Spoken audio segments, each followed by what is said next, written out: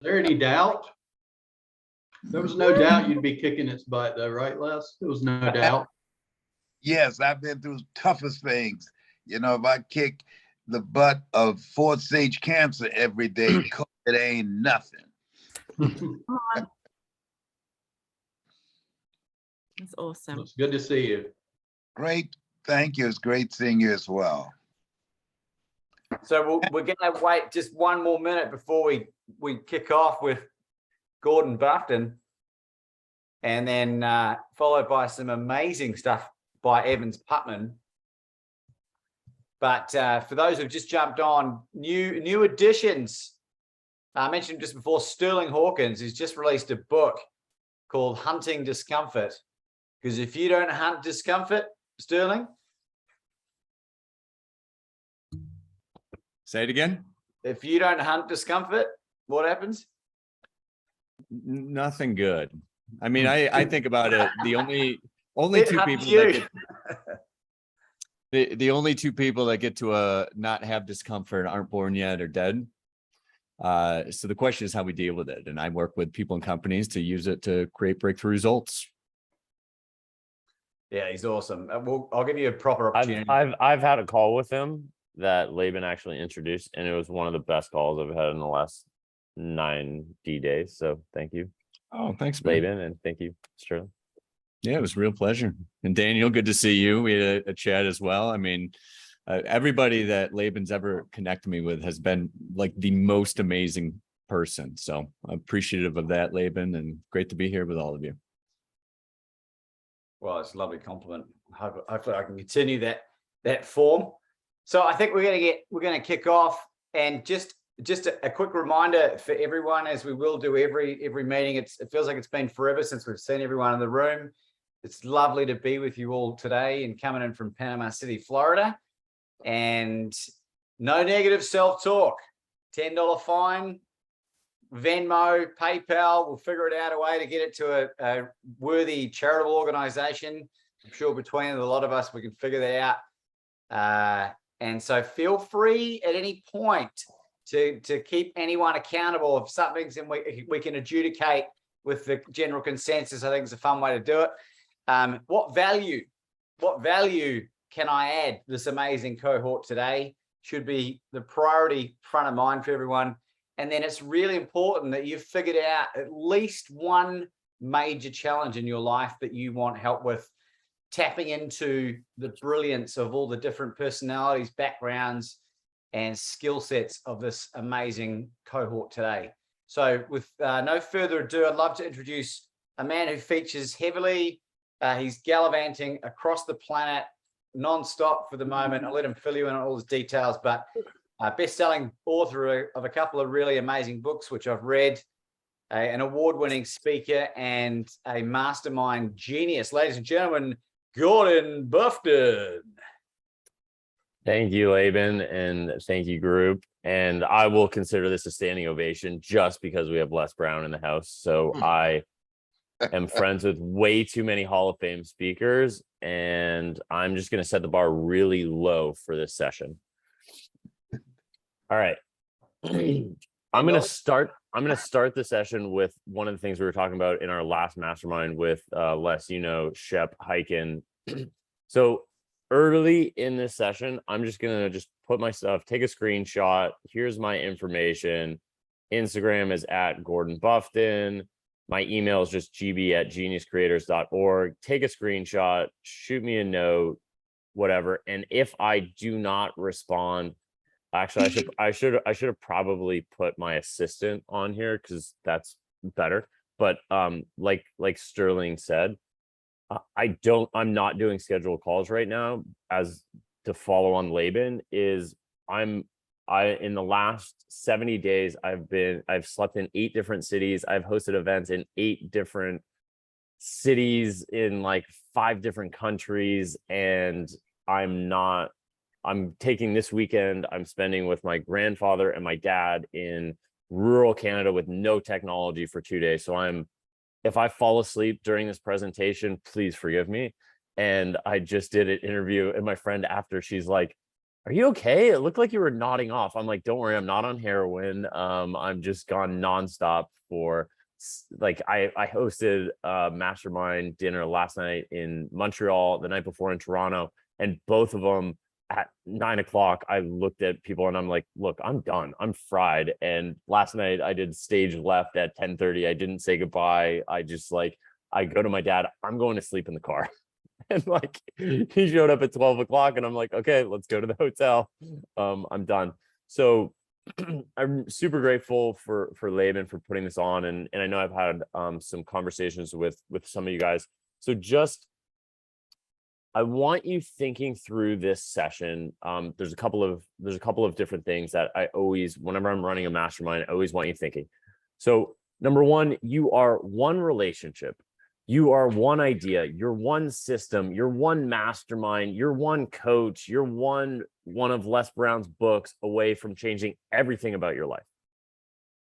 Okay, so we all have that one person or that one thing that's changed everything. And this is where Laban is so good at, hey, let me introduce you to this person. Because, you know, my call with Sterling, it could have spawned something for him. It could have spawned something for me that could lead to us doing millions of dollars of business. It could lead to us speaking. It could lead to XYZ. And I was just on a call before this with somebody who runs a mastermind as well.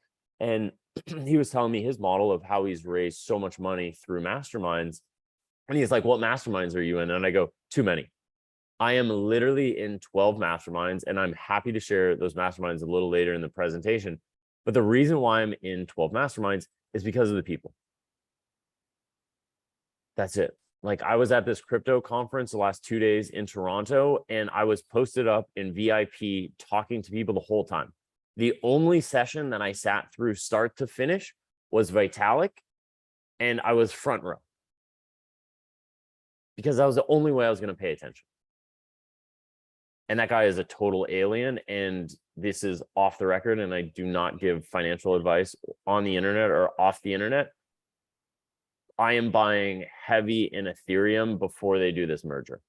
And they're going to remove 99% of the gas fees, and their fees are, 99% of the energy that they burn right now is going to be eliminated with the merge, moving to point of stake versus proof of work.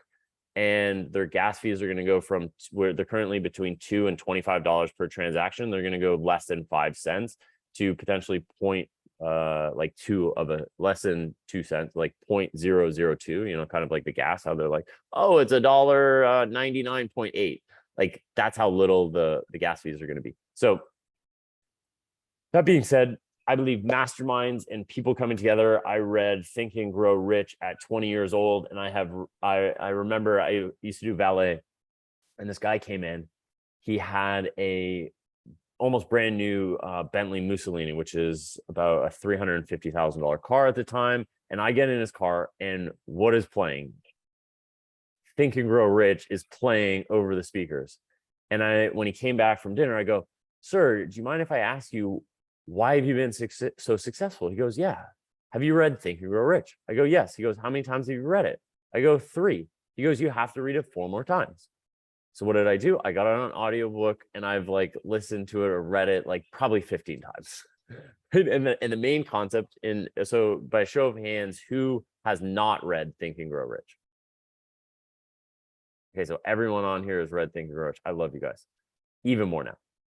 But obviously the main concept is masterminds and shared knowledge and wisdom. So I was just trying to get the chat, so I'm a little bit more distracted squirrel. I believe the concept wholeheartedly, and my entire business and all my success is around masterminds. So who in here runs a mastermind already in their business? Okay, so Zach, you do. So Zach, can you tell us a little bit about your mastermind, please? Yeah, mine is for clients who have finished working with me through a 90-day coaching program as an opportunity to have 6 to 12 months of continued engagement with me and a small cohort of their peers who have done the engineering leaders who they've coached with, weekly rhythm of meeting and accountability. And then what's the investment? It is $6K for 6 months. Okay. And how many members do you have in that? There's 2 cohorts. One has 4 people in it. The other has 6. Okay. So that's $36,000 in revenue and $24,000 in revenue, correct? Yes. So basically, I don't know, I'm math wizard at this moment, like $60,000 in revenue Yes. for 2 calls a week for 6 months. Yes. Does that sound good to anyone on this call by a show of hands? Okay. If anyone that does not sound good, please just get off the call now. And I'm not joking. You can go try to find money somewhere else because it's just gonna be a waste of your time. That is like, this is what we do, right? Like my clients, I don't like working with them if they can't get $1 million of revenue from their mastermind in the next 6 months. And most of our clients have businesses between $2 and $10 million, and they have, 3 different revenue streams. And where they work with us is we create a new mastermind. So it's a whole new revenue stream that they're doing $1 million a year from this revenue stream. And so what I want you guys to spend the next couple of minutes is, if you were to start a mastermind, let me ask the question differently. I want you to write down on a piece of paper, and I'm going to call on a couple of people. What is your genius? What are you the best in the world at? For Laban, he's the best of the world at having a good time and introducing amazing people. Like anyone he's introduced me to, Sterling included, and Evans, I'm like, God, these people are just badasses. Okay, so take a second, write down like what your my genius is, connecting geniuses. That's my genius. And when people ask me at this crypto conference, they're like, what do you do? I go, I help the wealthiest people in the world get what money can't buy. Or I go, I connect geniuses creating the future. And then they're like, and then I'm like, what's your genius? And they go, helping people transform sexual trauma. I'm like, okay, I have 3 women to introduce you to, and I just take them right there and I introduce them to people. So take a few moments and write down what your genius is, and throw it in the chat, please.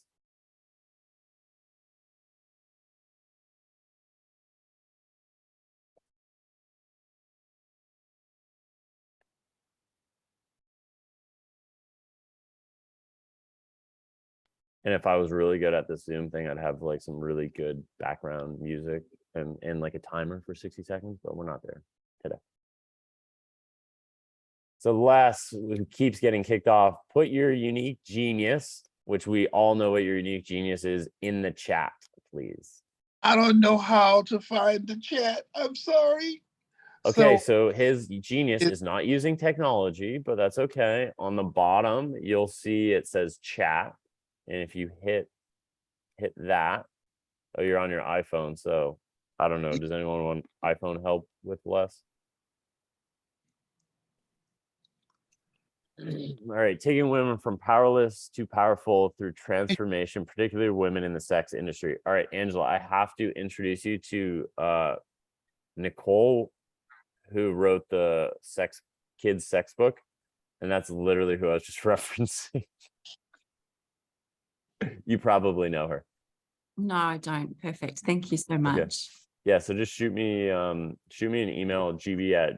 I'll just drop it in here. Les, you yell yours out. And my genius is training people how to tell their story. All right, free leaders. Awesome. All right, so some of the people have thrown, so let's use Les as an example. Les, I'm putting you on the hot seat. I will, if Les, say your genius again one more time. My genius is teaching people how to use the strategies I've used to tell their story, to make an audience more inspired, to transform them individually and collectively, and encourage them to live their dreams. Awesome. Okay. So say, well, we'll use Les as the example, partially because we've been trying to connect and we just haven't connected. So I'm just going to put you on the hot seat. Yes. Les has a new mastermind. It is coming out in 60 days. And he has a year program where at the end of the year, you will be an amazing speaker that does exactly what he says. Okay. You're going to meet once in person at his house, or he's going to rent a mansion and everyone gets access to this mansion. There's going to be once a month, you get a one-on-one call with Les. Once a month, there's a group call. Okay. It's a year-long program. At the end of the year, Les has rented a stage, and we are going to fill that room with 100 of Les's meeting planners and speaking friends and people who book speakers like you. Now, keep in mind, over the year you've been trained, you work with Les, you have your custom keynote speech, and at the end of the year, you're going to do a showcase in front of 100 of Les and my friends who are PR experts. They book conferences, they book gigs, they're YPO, they're EO, they're all the stages you want to be. How much, I want you to write in the chat, would you be willing to pay less for this mastermind, which is limited to only 50 people?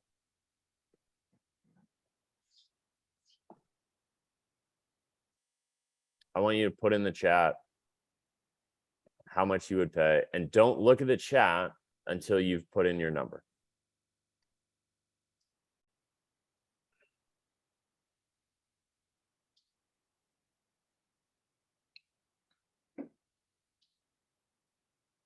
Shit, I got bad news for you, Les. What's that? Look at the numbers in the chat. Let me put my glasses on. Okay, so Angela said she would pay you 50 grand for that mastermind. Laban said he would pay you 100. Sterling said he'd pay you 30. Nick said he'd pay you 100,000. Let's get started. Okay, that's $280,000 in revenue in 4 people. Okay, so do you remember what that offer was? Yes. Okay. Now, if I were to run marketing and stuff, we take 35%. But this is revenue that you didn't know existed 5 minutes ago. Okay, so if it were me, I would price it at $50,000. Mastermind retreat at a mansion. You know, obviously we're friends with Donna St. Louis, and you know how she does those. Everyone comes in, they stay like, you come in Friday, we do dinner, Saturday, Sunday, we're doing content, and then they leave on Sunday night, or like dinner Thursday, all day Friday, all day Saturday, and you leave Sunday afternoon, right? That's the start. Every month you have a one-on-one call, and like, you don't do it, it's with one of your speaking coaches, right? Like, you've certified somebody to be a speaking coach. Now they get a one-on-one session with them once a week, or whatever that looks like. And then you do a group call with everyone. And you know, you might have Jim, the expert for February, right? So Jim leads a session of how to get speakers or whatever, right? And then at the end of the year, we do this showcase. They have their custom keynote, and there's 100 people in the room. Okay, does anyone have any questions about how, number one, easy that was to set up? Number two, how easy it was to define his audience? And number three, how to get clients?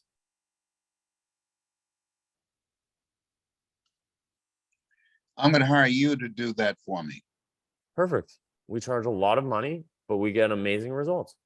Good. You'll get the money out of what you create.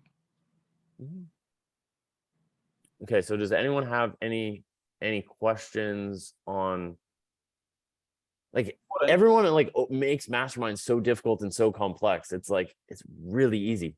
Gordy, what's a common limiting belief or a reluctance from people to know which mastermind to join? I'm gonna change that question a little bit. I don't really care about the masterminds that you're joining. I want to talk about the masterminds that you guys are starting, because you wouldn't be in this mastermind if you weren't the best in the world at something. And for all of you guys that are thinking about masterminds and like masturbating about masterminds and like delaying and all this stuff, like the time is now, because when people go through Les's program in the next year, the impact that those people are going to have in humanity are going to change the world. Like, I have goosebumps as I'm saying this. Like, there's a handful of people that I would love to collaborate, and Les is one of them, right? Like, because I know those 50 or 100 people that go through his program are going to impact millions of lives. Right. And the reason why most people haven't started their mastermind, and the reason why when I ask this question to people, like, what's your genius? They go, I don't know. Nobody's ever asked me that. And I'm like, what are you the best in the world at? And they're like, I don't know. But the reason why they don't know is because you're so good at it, you think everyone can do it. Right? Like, Evans is so good at monetizing podcasts. He would do it for free if his kids didn't have to eat. Right? Like, he loves it. He geeks out. Like, if I were to call him tomorrow and be like, hey, Evans, I'm thinking about doing a podcast, he's going to freaking riff with me for an hour. And then if I actually go execute, the next time I call him, he's going to take my call. Like, and you know, Les will tell you, like, why do I do what I do? I do what I do to help people.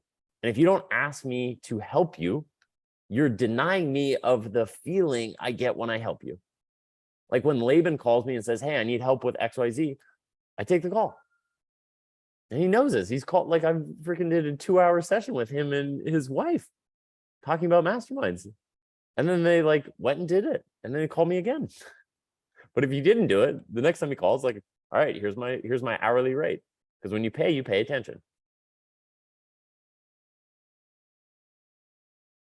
And the more you pay, like my clients that pay me over $1 million a year, they get phenomenal results. Gordon, can you just drop some names of some of the other masterminds that you kind of touched on them, but I don't think many people that have had any exposure to masterminds, they don't really know what they are and the significance. So just explain some of the other ones you're involved in. Yeah. So are you guys familiar with YPO, Young Presidents Organization? I know Sterling does and has spoken. So YPO is Young Presidents Organization. You have to be doing $13 million in top line revenue, and the CEO or top executive of a division doing $13 million. They have 30,000 members globally. They have 350 chapters. They control about 70% of GDP globally. I have spoken in about 20 chapters around the world, talking about how they better connect. EO, Entrepreneurs Organization, they have 15,000 members. They're doing at least $1 million in top line. I have spoken at their global leadership summit in Thailand as a 26-year-old kid, not knowing what I was doing, right? But this goes back to Les of, I was 25 years old and I joined a mastermind. The mastermind I joined was National Speakers Association. Because I was 25, I just published my first book, Eluding Reality, and I wanted to learn the speaking business. And then in NSA, they had like this Y for like people under 45 speakers. And there was this lady, Donna St. Louis, who was in there, and she was doing a small mastermind called the Sacred Six. And I joined Donna's mastermind, and I was this 25-year-old kid. And she's like, and this, I give Laban a hard time. And this, I learned this from Brian Tracy. Brian Tracy goes, if you're not calling people and asking for money, you are not working. And Donna's Sacred Six was 2 hours every single day of income producing tasks, right? So that's not posting on social media. That's not, you know, like every single day, like people want to know how I'm filling my masterminds and how I have 20 clients begging me to build their masterminds. And I'm telling them all no right now. Is I am sending 100 direct messages on Instagram a day for the last 75 days. You do the math on how many people have gotten a message from me. But you know what? I'm not selling them anything. I'm reaching out to, you know, like say a Nick and say, hey, I see you have a book. Like, do you want me to introduce you to my friend Laban who has a podcast? Oh my God, that would be so beneficial. Great. Here's an email introduction. Have a good podcast. And then after like 5 or 10 messages, they're like, dude, Gordon, like you've created so much value for me. I don't even know you. Like, what do you do? Oh, we help people like fill their events and masterminds. Cool.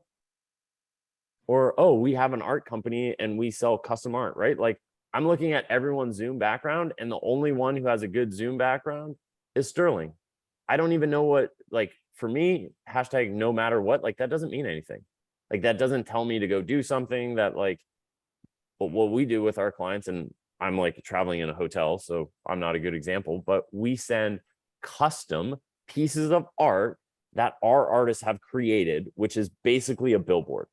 You know, it could be like Les's Mastermind. I don't know, like your own superhero, right? Like, which is, you know, it's okay, but it's like not that great. But you know, for Les, we might do like, you know, Les, what are we gonna call your mastermind? The speakeasy of the speaking business, right? Or something catchy.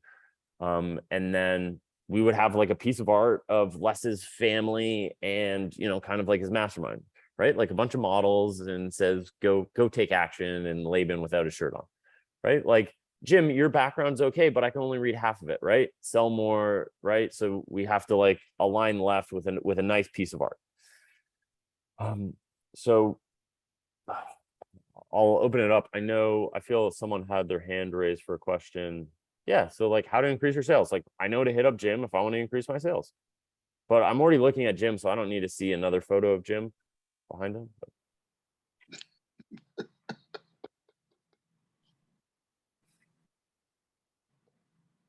All right, so who has a question? And Gordon, I'm going to call you soon as we get through.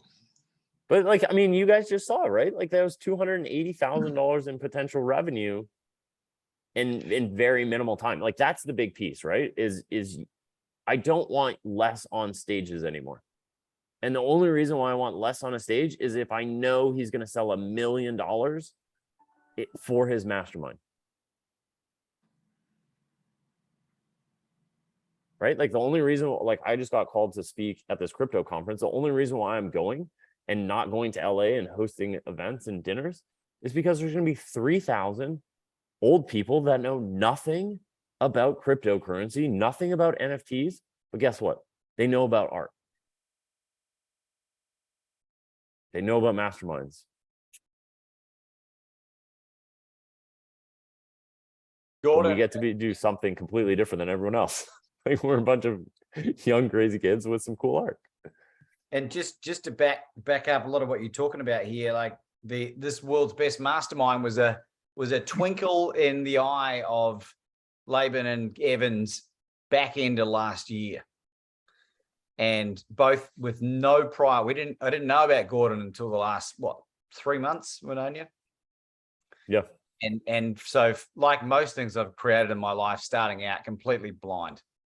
So it's like, what's the quote? Like, done is or perfection is the enemy of done, or whatever it's called, right? And we know that this mastermind could be improved exponentially. And thank you for those that have replied to the quiz that we did, or the feedback form. We'll continue. Drop that in the chat for those that haven't. Yeah, perfect. All right. So John asked a really good question to how to market a mastermind. So you watch me do it with Les. The reason why most masterminds fail is they don't know their avatar. They don't know their ideal customer. I will tell you, my ideal customer is somebody who has a business doing $2 to $10 million that wants a new revenue stream that's $1 million, that's fun to work with, and is a thought leader, right? Les is fun to work with. He has a business doing over $2 million. He's a thought leader. Perfect. Like, I'm not doing masterminds for people that are just starting out in business. That's not my shtick. Like, Laban knows on my other call, like, Susan wants me to do a mastermind for her. Todd wants me to do a mastermind for him. I'm doing Justin's mastermind, right? Like, these all have multi-million-dollar business. They're all fun to work with. I hang out with them off hours. Look, we're very expensive to work with, but we know we get results. And the only reason why Les wouldn't get results is if he screws up the executive assistant and the salesperson. But we will introduce him to a salesperson and we will introduce him to an executive assistant. So this goes on to John's question, is how to market a mastermind. So the reason why most masterminds fail is they do not know their specific avatar, right? Like Les and I are going to spend at least an hour flushing out who his avatar is. But 4 people on this call self-selected themselves for his mastermind, right? They might have a little bit of a speaking career. They might want to speak, but they might be speaking. But part of the reason is they get a weekend with Les. They get calls with Les's team. They get access to Les over the year, and they get this stage with 100 badass people. So Les is going to look like a genius when he goes to all his meeting planner friends and say, hey, look, I have 20 of the most amazing people that I've trained to be professional speakers that are going to do a showcase for you in Las Vegas, Nevada.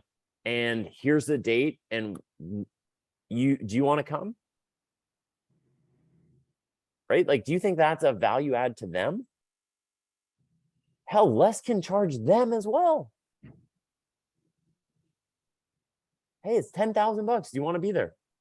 Because I'm doing your job for you, and you won't have to go waste any time over the year to book any speakers for any of your conferences. We have innovation, we have leadership, we have sexuality, we have connection, we have da da da da da. Okay, and over the course of the year, he's going to go, hey, you need a book. So let me introduce you to Scribe Media. In the next 6 months, they're going to do your book. Or let me introduce you to one of Laban and my friends, John Rampton and John Hall. They have an SEO press company. They're going to handle your press. So we're going to get you like 3 pieces of press. We're going to introduce you to Evans, and you're going to get on 10 different podcasts, right? Like, easy. So back to the marketing piece. When you know your specific avatar, you can reach out to them. Now, I use Instagram. My team uses Instagram. What we do, and I'll just give you the secret sauce, is I take an executive assistant in South America. We pay them $1,000 a month, and they do outreach on Instagram. They could also do outreach on LinkedIn. They can do outreach in email. We can send snail mail. We can send like really nice stuff. Like Les, he might have like, let's look at NSA. Say there's 100 speakers that Les wants to work with. He creates this really nice letter, and he staples a $100 bill to this letter, and he mails it to these 100 speakers. Say, hey, I'm doing a mastermind. It's $50,000 for the year. This is what this looks like, but I want this to be the first money that we make together. I'm sending you $100. So he sends 100 people $100. So that's what, that's $10,000, 10 grand.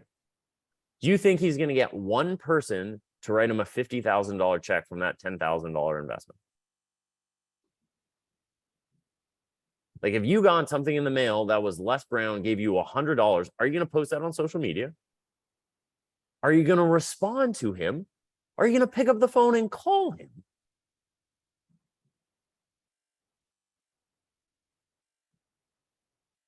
Right? Wow, I want to become friends with this buddy. What was that, Evans? It's fake money, so yeah. You can order prop money in these duffel bags, and then you send it. He's sending 250 grand of prop money in a duffel bag to his Dream 100 clients just to get their attention, so he can get on the call with them. Right, but like, I'm down to send like real 250K because I'm that confident. All right. So John, does that answer your question of like, when you like, I know where my clients are hanging out. I know the magazines they're reading. I know the books they're reading. I know the masterminds they're in. I know like who their wife is getting their haircut from. Yeah, that's good. That makes sense. But most people, and I'm going to throw Laban under the bus. I'm like, Laban, who's your mastermind for? Everyone. Who's your book for? Everyone.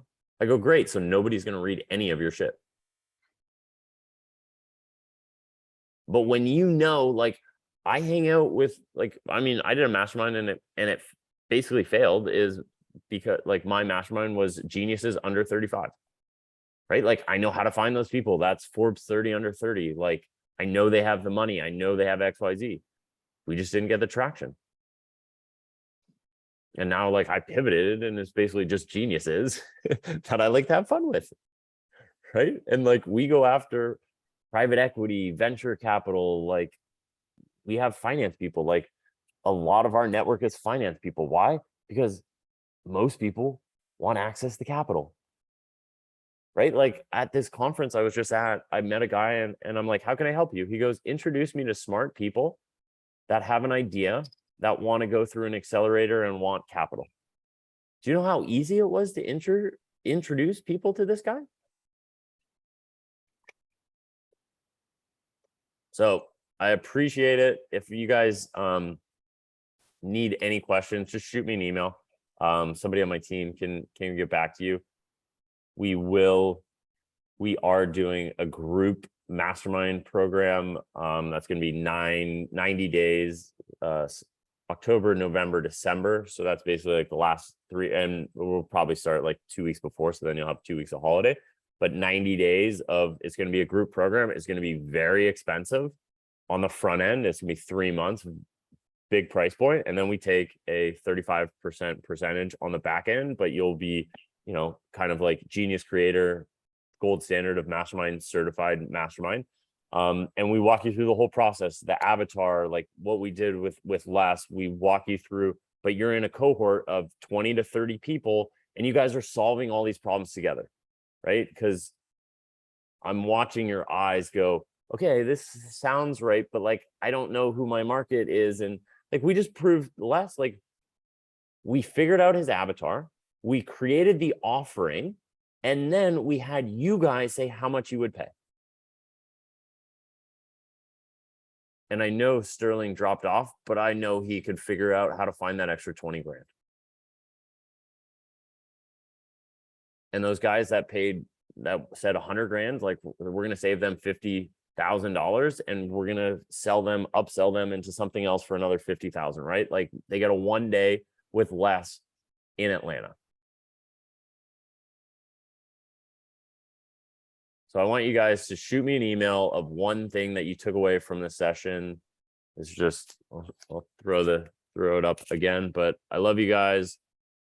I'm in 1,000 masterminds and this is one of my favorite. I would definitely stay on for the entire call. I just have to go hang out with my dad. I've been on 3 mastermind calls today as I load my mastermind calls on Friday. But you know, to final Laban's question, like I'm in this selfless givers group, which is $50,000 a year. I run a small men's group, which is about 15 people, and we're doing a retreat in West Virginia. I'm in strategic coach. I run Justin's lifestyle investor mastermind. That's $50,000 a year. EO, YPO. What are some of the other masterminds? I'm in Summit. I'm in the Human Gathering. I'm looking to join a couple other ones. I'm not in Tiger 21, pondering that. But this is where I meet my clients, like, and this is where I improve. And then Angela. Thanks, Gordon, for all of that info. That's awesome. What was Nicole's name? I'll shoot you an email. Her Instagram is like feminine sex something. I'll drop it in the chat for you in a second. Awesome, thank you. She's amazing.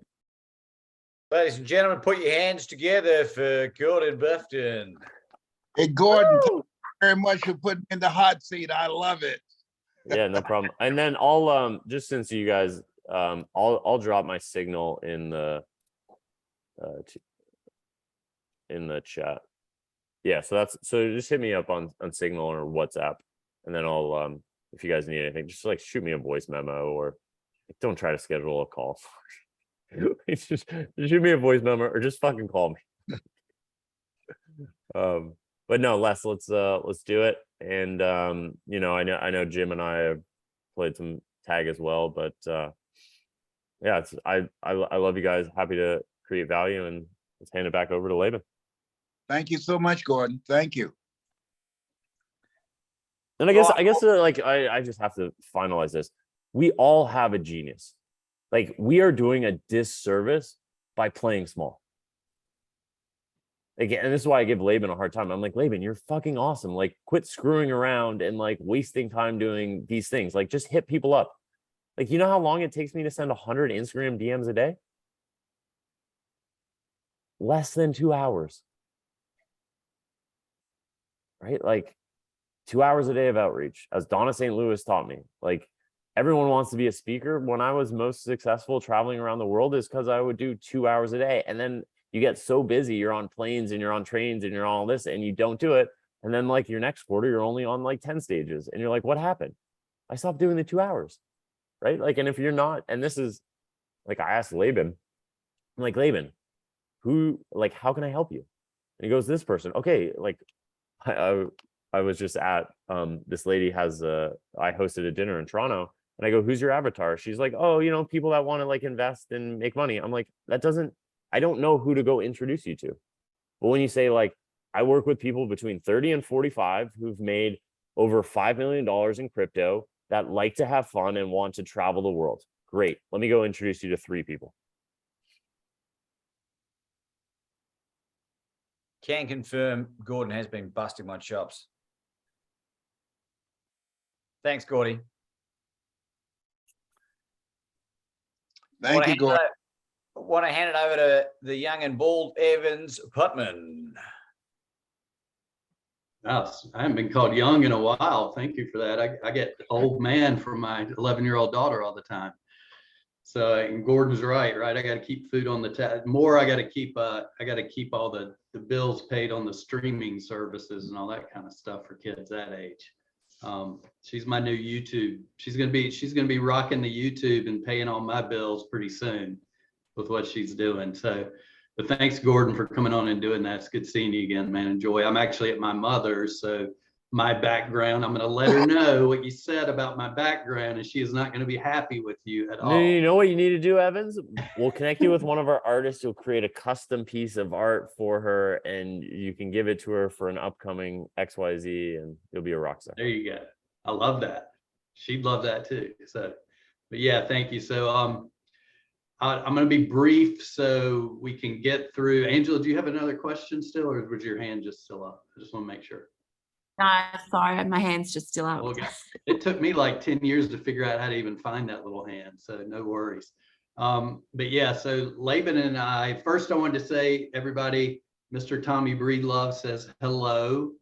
He is unable to make it today. He's got a retreat coming up. I was just with him right before we started. We're planning out his new podcast. We're going to have a legendary podcast coming up soon. So I'm excited about that. And also working on his selling story, putting together an interview that sells. I got from one of my, just to give you guys a little tip, just to share this before we dive in. One of my buddies that runs a webinar agency of all things has now discovered a new way to crush webinars that just outperforms webinars ridiculously, that he's actually shifting his business model, and it's by doing interviews that sell.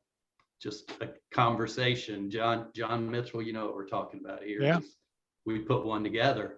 So I'm doing that with Tommy too, so I'm excited. So if any of you guys, like Gordon was saying, if you guys, and this goes into what I'm going to share with you, because I'd love for y'all to reach out. I've been on the calls with some of y'all, but if y'all want to reach back out anytime to pick my brain on this stuff, please do, for sure. And that leads into what Laban and I wanted to announce to each of y'all, that we got your feedback. We've been looking at the forums and some of the stuff that you've been sharing with us, and we've been picking our brains, putting our two bald heads together, trying to figure out how to make this thing more powerful for y'all. So what we've decided to do is twice a month, along with this call, twice a month, I'll have an open office hours once a month. Laban will have one once a month, so you can jump in with us and pick our brains around our specialties. So if it's monetizing your message, putting together an interview that sells, monetizing your podcast, getting on other shows, how to get on shows and bring in $100,000 from doing an interview, just reach out, come to that open office hour with your questions, and I'll be happy to help. Laban, I'm sure will be happy to help you with courage, mindset, getting out there, taking big risks into areas that you feel uncomfortable to grow your business and your life. So we're excited about that. So we'll have information about that soon out to you all about what those dates will look like. But these won't be required. It'll be, hey, if you have a question around podcasting, things like that, monetizing your message, whatever it is, getting on more shows, growing your show. I know some of y'all have shows. Book that time in and just come get your question answered and leave if you need to. I know you're all busy, or stick around for the hour and we'll just connect and exchange ideas. So that's what we want to announce to each of you. And Laban, did you have anything you wanted to add to that? No, I think it's really exciting. We've, in taking on the feedback, and not everyone's responded. So we'll resend out the link, and we'll continue to send out invitations on how to improve. It's not an opportunity to hate on anything, and no one's done that, but we want to continually improve. One of the things that's really important to me is never resting on my laurels. And I know Evan's the same way. I certainly encountered plenty of people in my life that maybe when they latch on to one thing that works really well for them, they kind of just perch themselves on it, and it lasts for a little while. But you really, I think, in order to be truly fulfilled and successful, continuing to really push and put yourself out of your comfort zone, depending on where you're at in your life. And that's what we want to do. We want to make this and continue to make this the world's best mastermind. And from what Gordon was saying, like the avatar is really being dialed in, but the best in the world at your chosen niche. And seeing now that the fruits of that labor in terms of the way that people are making these declarations of being world's best. I've got a guy who's a coaching client who's an arborist out of Arizona, and he's just ordered a whole heap of shirts. He's got Lobo, which is the name of his arbory business, a tree chopping business. On the back, he's got world's best arborist. And when you ring him, he's like, you get voicemail like, hey, you've reached the world's best arborist. And he reckons that he's been able to put his prices up by double, and he's hardly had any drop off. So that's an arborist. So what's going to happen to these Hall of Fame speakers, these amazing authors, these amazing coaches, these amazing transformative career paths that we've chosen for ourselves? So I'm really excited. I'd love to just see how this works out and to take advantage of it, is what I would say. Yeah, definitely. So we'll get you guys information on that. But in the meantime, if any of you, I've jumped on calls with a few of you before, and if those of you want to circle back at any time, just shoot me a message and be happy to jump on and talk about getting you more exposure for your podcast, for your messages, and for those of you that are experts on getting on some other shows too, like Gordon was talking about. But and maybe I'll come in, and if it works out, Laban, maybe at the next one we can come in, I can share a little bit more about these interviews that sell, because it's really if the guy that's been running a successful webinar agency for, probably 5 or 6 years, that's been his bread and butter. And he is like basically just shifting everything over to these. And here's the thing that's really cool. We all do these already. It's just a Zoom call. It's just a podcast interview, but it's structured in a specific way to drive people to book a call, to buy your thing, whatever that next step looks like. So it's a really powerful new tool. So maybe we'll cover that in our first open office hours, if you guys want to come. But if you want to pick my brain before then, shoot me a message. That's awesome. Evans, can I reinforce what you just said? It is a powerful thing. We did it. What did we do it 3 or 4 months ago? Something like that. Yeah, I think it was in June.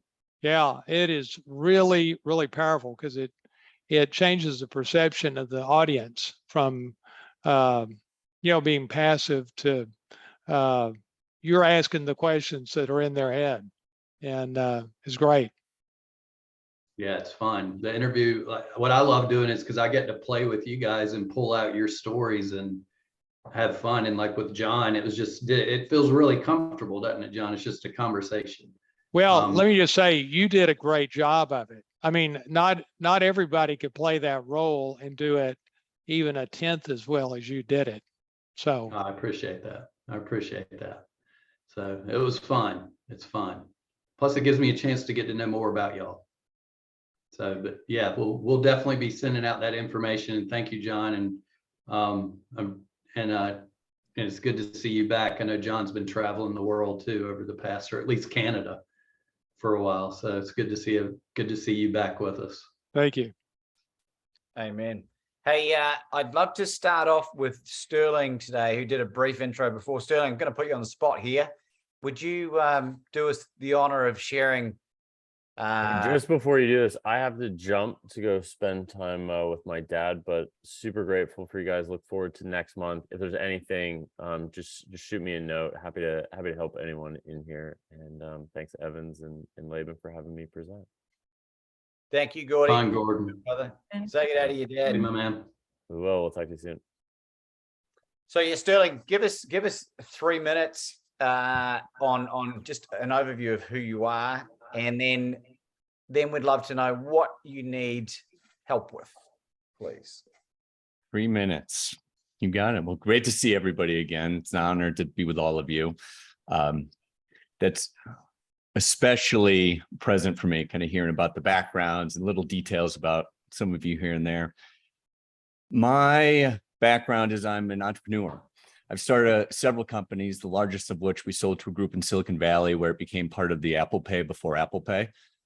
And it's this crazy, dramatic story of raising $550 million, multi-billion-dollar valuation. I think I've got the whole thing figured out and ready to crown myself the next Steve Jobs and buy an island and a plane and all the things. And due to a series of missteps, when the housing market collapsed, the entire thing fell apart. We went bankrupt. All $500 million was gone. And it sent me into a really dark personal tailspin that culminated in, well, moving into my parents' house in my early 30s and my girlfriend breaking up with me, like I'm playing out a sad country song of a story. And it was really in that difficult time, I started to figure out, well, how do I build myself back and never do that again? And I found that it's really a discomfort that's been in the way for many of us. And, you know, I went after the things that scared me the most: public speaking, skydiving, shark diving, trekking the Sahara, you name it. I've probably done it, or at least kind of looked into it, and it's on the list somewhere. And today I work with companies and their leadership to do keynotes, workshops, deeper immersive trainings around how to set aside the discomfort for themselves and their businesses, and how to unleash even greater potential for them as leaders and as organizations, of course, no matter what. So that's what I do. How's that, Laban? Oh, I'm an author too. I forgot. I just had my book published a month and a half ago. I forget that I'm now a published author, but it's my first book. And that's actually what I'd love some feedback on. I've sold about 3,000 copies, many of them direct to businesses as part of keynotes. But if anybody has some expertise around direct to consumer selling, would love to hear it. Brilliant.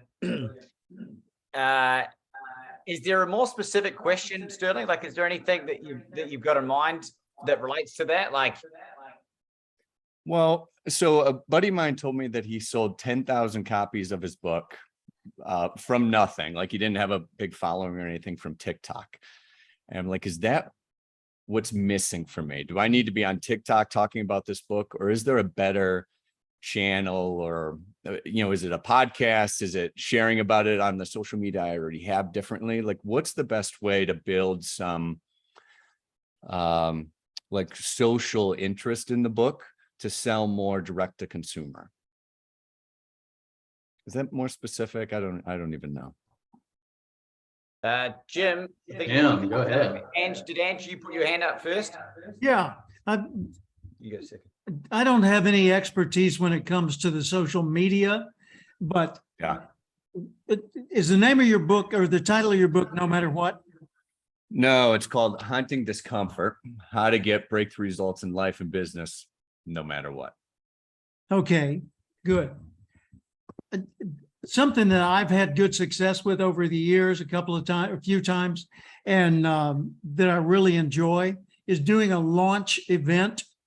Mhm. And I've got one of those coming up for my 23rd book, which is called 23rd book. I almost didn't Yeah. even survive this one. High Rate for Small Business, and it comes out August 31. You can go on Amazon right now and get it for 99 cents, or just find my Facebook posting and just download it for free. Yeah. But I like doing launch events that bring together all kinds of audiences. So take your ideal audiences and identify them in a number of different niches, a number of social silos, so to speak. Like look geographically for the people that might be prospective for you within your physical reach. And then look industry wise and position wise, and look at all the strata and all the floors in the building that you can think of, and have one event, one full day where you pull together at some cool place all these people, and you have a huge celebration of your book and the message of your book. And you have people coming there who have been advanced readers of the book. It doesn't matter whether the book's been out a while or not. Send out, digital copies to get advanced readers, have them read one specific section so it's easy to get them to do it. Don't ask them to read the whole book. And then that day have a podcast like think of it like a car show. You got all these collectors' cars around, and you want to have celebrities there that are related to cars. So in your case, related to, the call reluctance, hunting discomfort, no matter what, that kind of thing, limited thinking.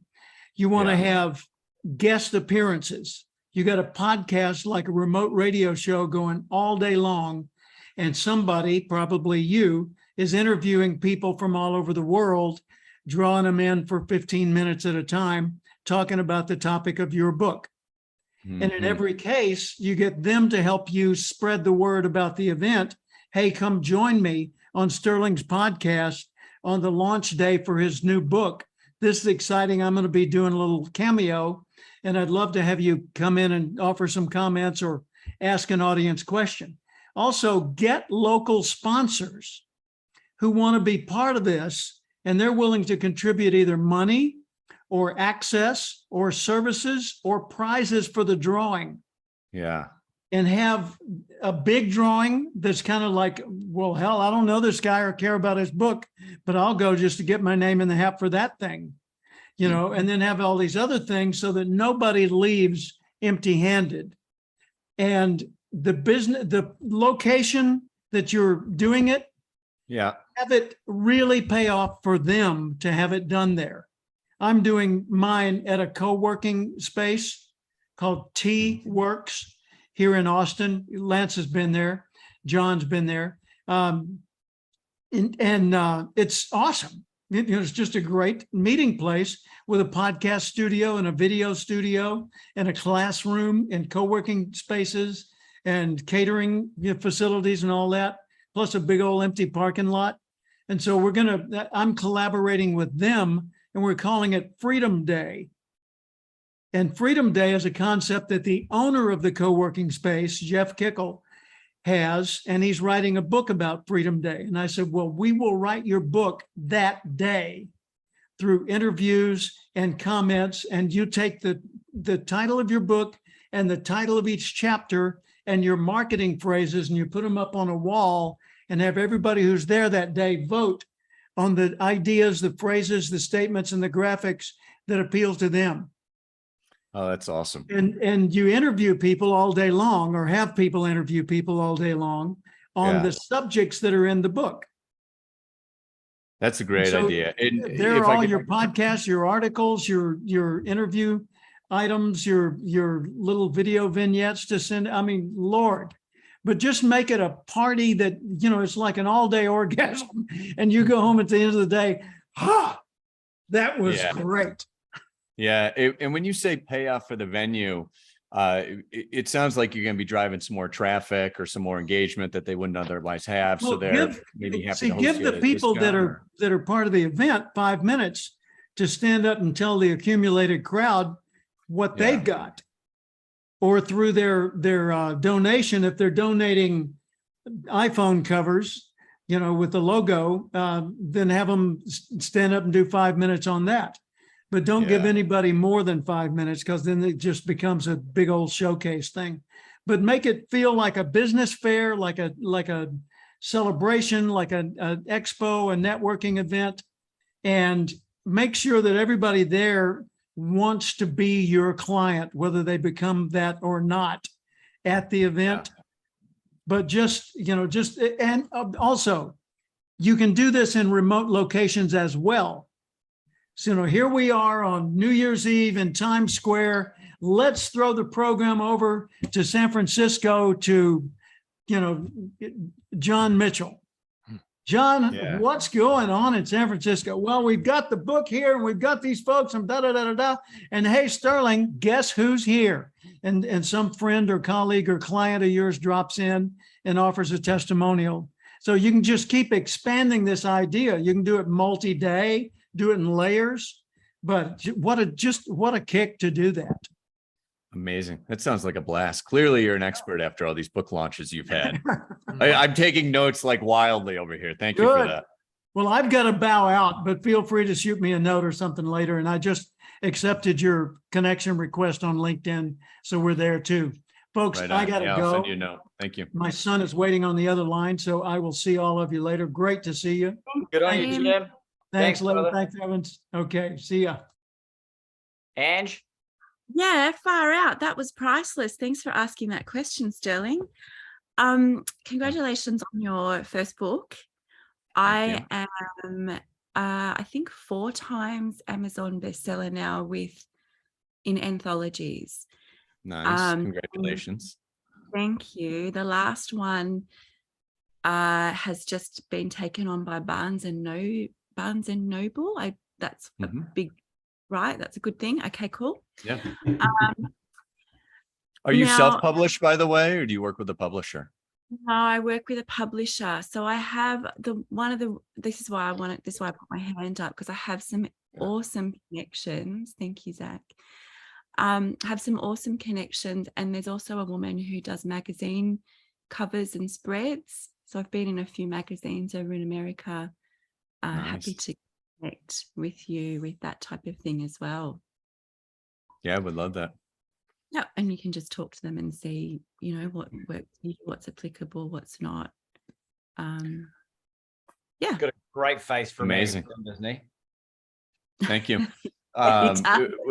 What's best, Angela? Do you want to drop me a note with your email or phone number or something, and we can, or I guess I can DM you here. Probably WhatsApp for me, because I'm in Oz. You got it. You will be in But the I'm US later this year, won't you, Ange? Yeah, November, coming over. I'll be in Ohio, Minnesota, and Georgia, Atlanta to have dinner with Mr. Brown, and then Jamaica. So if anyone's around, love You're to making catch us up. jealous. Beautiful. Yeah, we'll dump everyone's websites and LinkedIn's in the chat here. This has all been recorded as well, and it'll be transcribed as well. So, and all the emails are attached to the calendar invite that everyone can access, as far as I'm aware. Anyway, That's right. Evans. Yeah. So Sterling, one thing that I would say, well, here's better advice from somebody else who's done this. Christopher Voss, what's the book? Never Split the Difference, I believe is the name of the book that he wrote. I heard him on an interview, Genius Network podcast, and he was talking to people who had the dream of writing their book, right? So somebody asked him, like, you know, I'm almost done. What would be the number one thing you would do and that you are going to do for your next book to promote it? And he said, hands down, getting on podcast interviews. He was like, I'm doing a podcast book tour and I'm going to get out there and do interviews nonstop. And one thing that I've started doing, and this sort of goes back to your question around TikTok, instead of starting like your own TikTok channel and trying to grow that, because we all know that no matter if we start a podcast, TikTok, Facebook, whatever it is, it's going to take a lot of effort, a lot of push to get the momentum going. What I'm doing for my next event is I'm actually reaching out to the people that have the audience, right? So maybe it's a TikTok influencer in your space. Maybe it's an Instagram influencer in your space. Maybe it's a LinkedIn influencer in your space that already has the audience. Like, for example, the person that I've reached out to for my next virtual event has 29,000 podcasting entrepreneurs, right? So I don't even have to worry about, are they the right people? And I don't have to go out and try to build that audience. I'm just going to incentivize him for letting me get in front of that audience. And I know for those of you that are looking to do something similar, like with a book or whatever y'all have to promote, there's a lot of, there's a podcast guesting platform now called Guestio, or it's either Guest.io or Guest.io. It's, let me put it in the chat. I can write it. But if you go in there, there are actually podcasts. You can actually do like pay to play, right? Like you can get, I think John Lee Dumas, you can get on Entrepreneurs on Fire for $4,000. But imagine if that was your ideal audience and you had an offer for $10,000. You know, I mean, you get in front of 100,000 people or whatever per episode, probably much more than that. I don't know what the reach is of that podcast now, but there's lower levels than that. There's some in there that have really high, big audiences that maybe you pay $500 for. And what they'll do for you too is let you skip the line. So a lot of times with a podcast or something like that, you have to wait months for it to come out. If you have something coming up that's time sensitive, you can throw somebody some money and sort of skip the line. So this is what, there was a guy recently in one of my masterminds, since we're talking about masterminds, that just did, I was sharing this with Laban. At the last count, I think he had passed $7 million. $7 million in one day from a challenge. Well, he did a challenge, a 5-day challenge. So the sales were like basically over a 2-day period, and they had to extend it. But he's no different than any of us in here. He was not a big name influencer or anything like that. What he did, Sterling, is he went to this group, these podcasters that had a YouTube podcast that had his ideal perfect audience, and they had this massive reach. And he said, look, I'm selling tickets to this thing. I'll give you 100% commission on the tickets and 5% on the back end on my high ticket offer for everybody that, you know, that we can get from your audience. And when he did that, all of a sudden he just blew up, and he was actually having to hire his clients to be salespeople for him. He was like building the parachute as he was jumping out of the plane, right? Because he expected to maybe make $1 million on a really good day, but all of a sudden he was like, and he ended up making over $7 million by going into somebody else's audience. Because it's like, how long would it take me to get that kind of reach of my own audience? Go out, there's people out there that I'm learning that have like big, massive Facebook groups, big email lists, and they're not making any kind of money. They're not monetizing it. So if you can have a way to incentivize them, then you're like, hey, I can make you $5,000 just for me to show up and do this if X amount of people show up and X amount of people buy my thing. So I would go that route just to really get a lot of leverage quickly. And that's for anybody in here that's looking to like do something like get an audience, get them to your masterclass, get them to your you know, next event, whatever it is, a book thing. And like taking Jim's idea, create like a little mini event virtually, even with your book at the center of it. Go borrow somebody else's audience, incentivize them, drive all those people to that thing. And it's a game changer, right? That one event.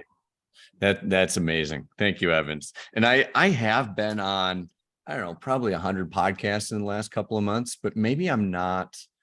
Oh, you moved around. There you are. Maybe I don't have like a strong enough call to action or something. And I have been looking at doing my own. So I'll send you a note. Maybe we can link up sometime and dig Yeah, into that a little definitely. more. Yeah, But reach out. And that's I'll share, great. Thank 'cause you. I had one of my coaches who did really well selling using his book. And he's got a specific way that he shared with me on how to do the to create, like Les would say in here, create the thirst for your Yeah. book. So when you do that interview in the right way, it'll get more people to come over and want your book. So yeah, I'm happy to jump on a call. Just shoot me a message. I will. Thanks for that. Zachary. Yeah, Sterling, quick thing. I'm going to drop a link in the chat. One of my other coaches is named Rory Vaden. He's got a course called Bestseller Launch Plan that I intend to do when I write my book, but I haven't written it yet, so don't need to. But he's got a really structured approach to how to put together, your pathway to a #1 bestseller. So if you want to take a look at that, reach out to them. But one of the things that I remember he talks about is, if you do keynoting, sometimes you can go take opportunities where you reduce or create a win for them on the speaking fee, your keynote fee, and then in exchange for them buying 1,000 copies of the book or whatever, right? And so that can be a way to drive book sales quickly as well. If you have maybe someone who normally couldn't afford your keynote fee, but you tap into the budget for other stuff and have them buy books instead. So just one thing I remember from that. But Rory is very good at that, so check it out. Cool. Thank you. I will. Appreciate it. And great to meet you too. Yeah, you too, Sterling. Patrick. This is amazing. Patrick Campbell. Yeah, I was gonna back up the same thing Zach added. So Jessica's book, it's part of the contract. In the onboarding process, we talk about, here's Jessica's speaking fee. Do you want to order books? Here's the fee. We self-publish so we can get that fee down super low. It's on Amazon. We go into the back end. If they're ordering, 100 books from Amazon, we go into the author thing and just ship it straight from Amazon sometimes, rather than hauling it or going from our own print. But yeah, that's part of every conversation Jessica has with every client. We're like, how many books do you want to order? Okay, don't want to order it.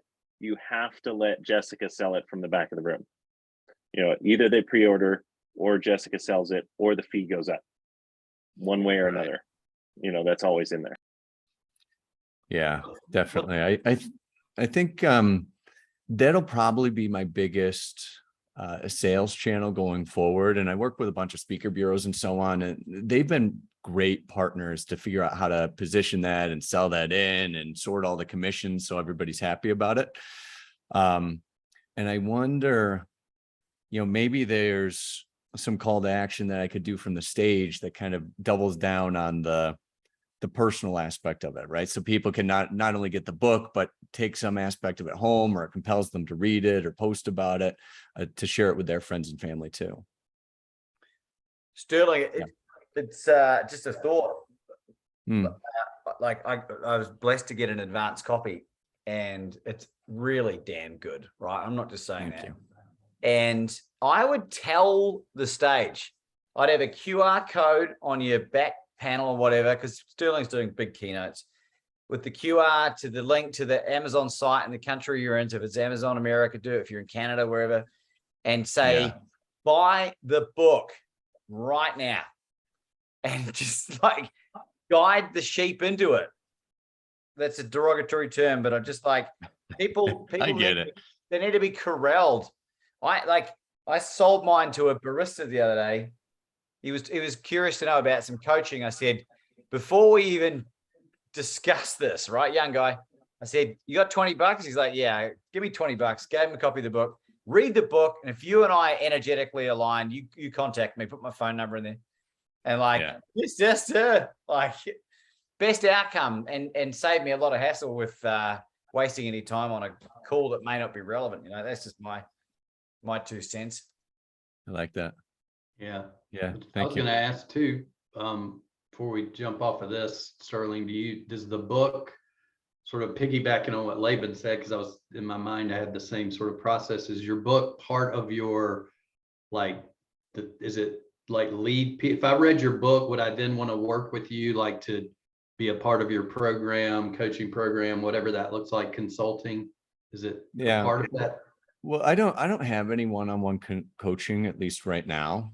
All the work that I do is through companies and shifting their culture. So it is really kind of deep, looking at what I call ultimate intent.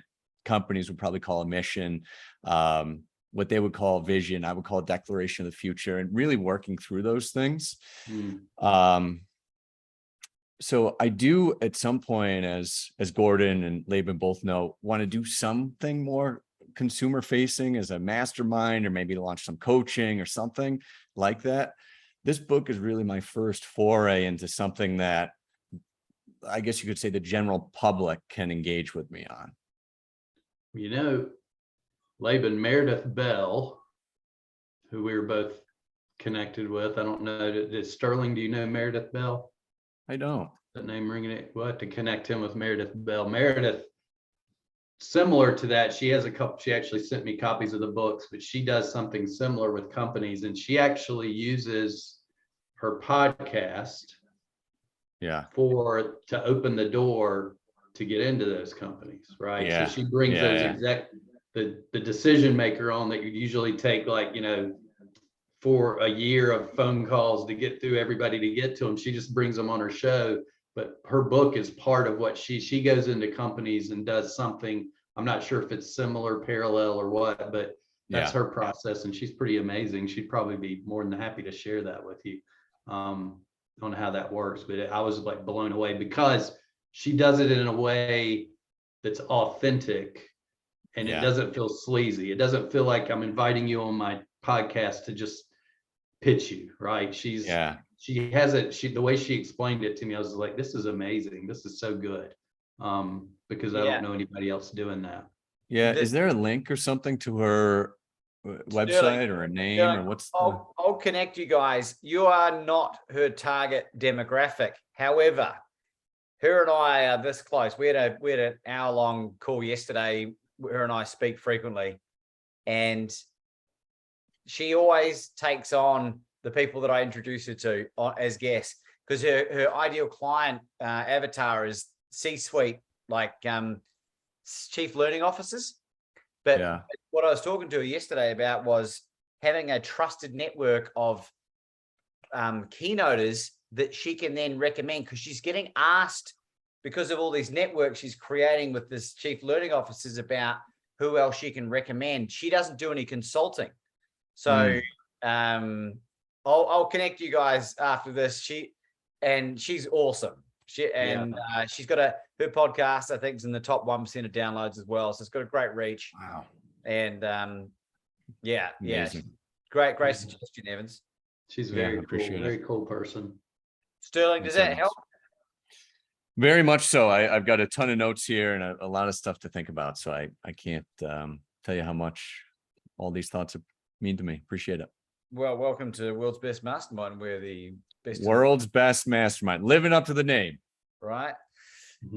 Patrick, while you were fresh in my mind, why don't you go next? I know Jess is probably flying a plane somewhere. What do you need help with? What's going on in your world? Yeah, Jessica says hello from the Philippines today.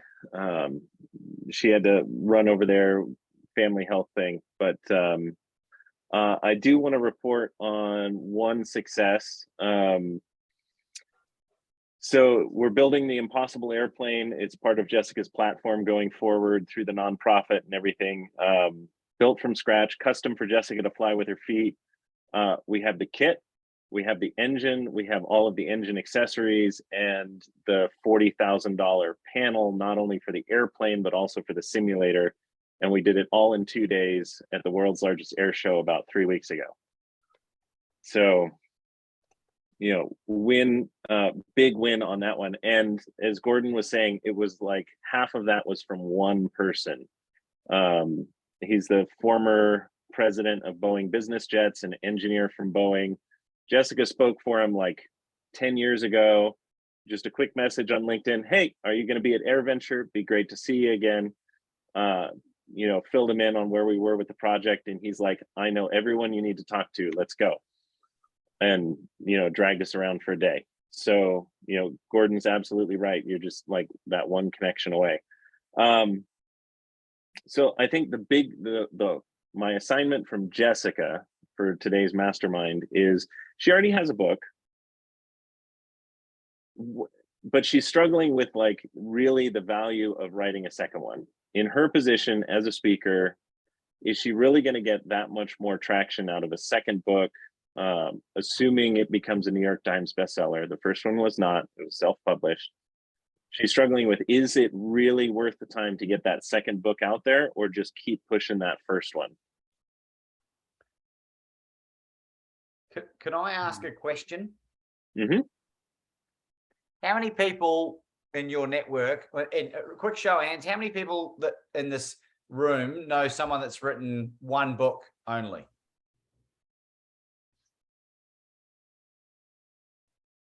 How many people do you know who like personally know, right? Not like fans of, sorry. How many do you know that have written 2 books? We know Jim Cathcart's written how many? 23? Right. For me, maybe I'm not articulating myself super well.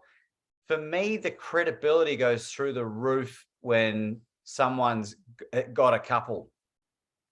Now, I don't know what it is.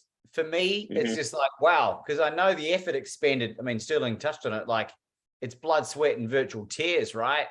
I think I might have actually bled, but Real tears, Laban, real tears. real tears. But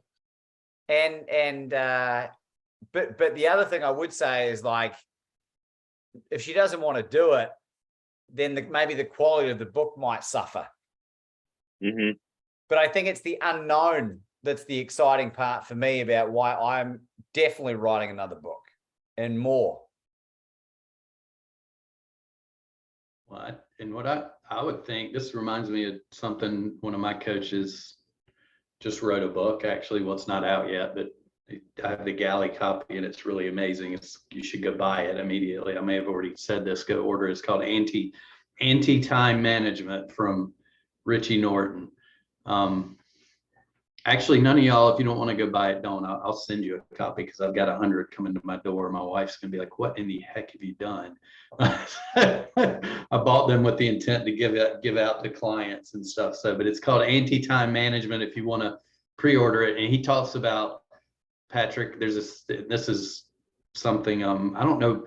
It's really funny because I feel like Zach might know the answer to this, but I don't remember if it was Socrates, Plato, or some sort of guy like that, but it's this process of final cause, right? Like, what's the final cause? So the reason I'm bringing that up is like if, let's say, well, we're having people over to have dinner tonight. Well, what's the final cause of that? Is it like the actual cooking of the dinner? Or is it the reason that they're coming over for? Is there a reason behind it? Is it the time that I'm doing it because I want to spend time with these people? Well, do we have to have dinner to spend time with those people? Right? No, you don't have to, right? So maybe it's like the reason I'm bringing that up is like, what's the final cause for Jessica? What does she want? Does she want to, and we're not talking about the book, but like, what is she looking to do? Is she looking to continue growing her speaking opportunities, to create a mastermind, to get her message out to more people?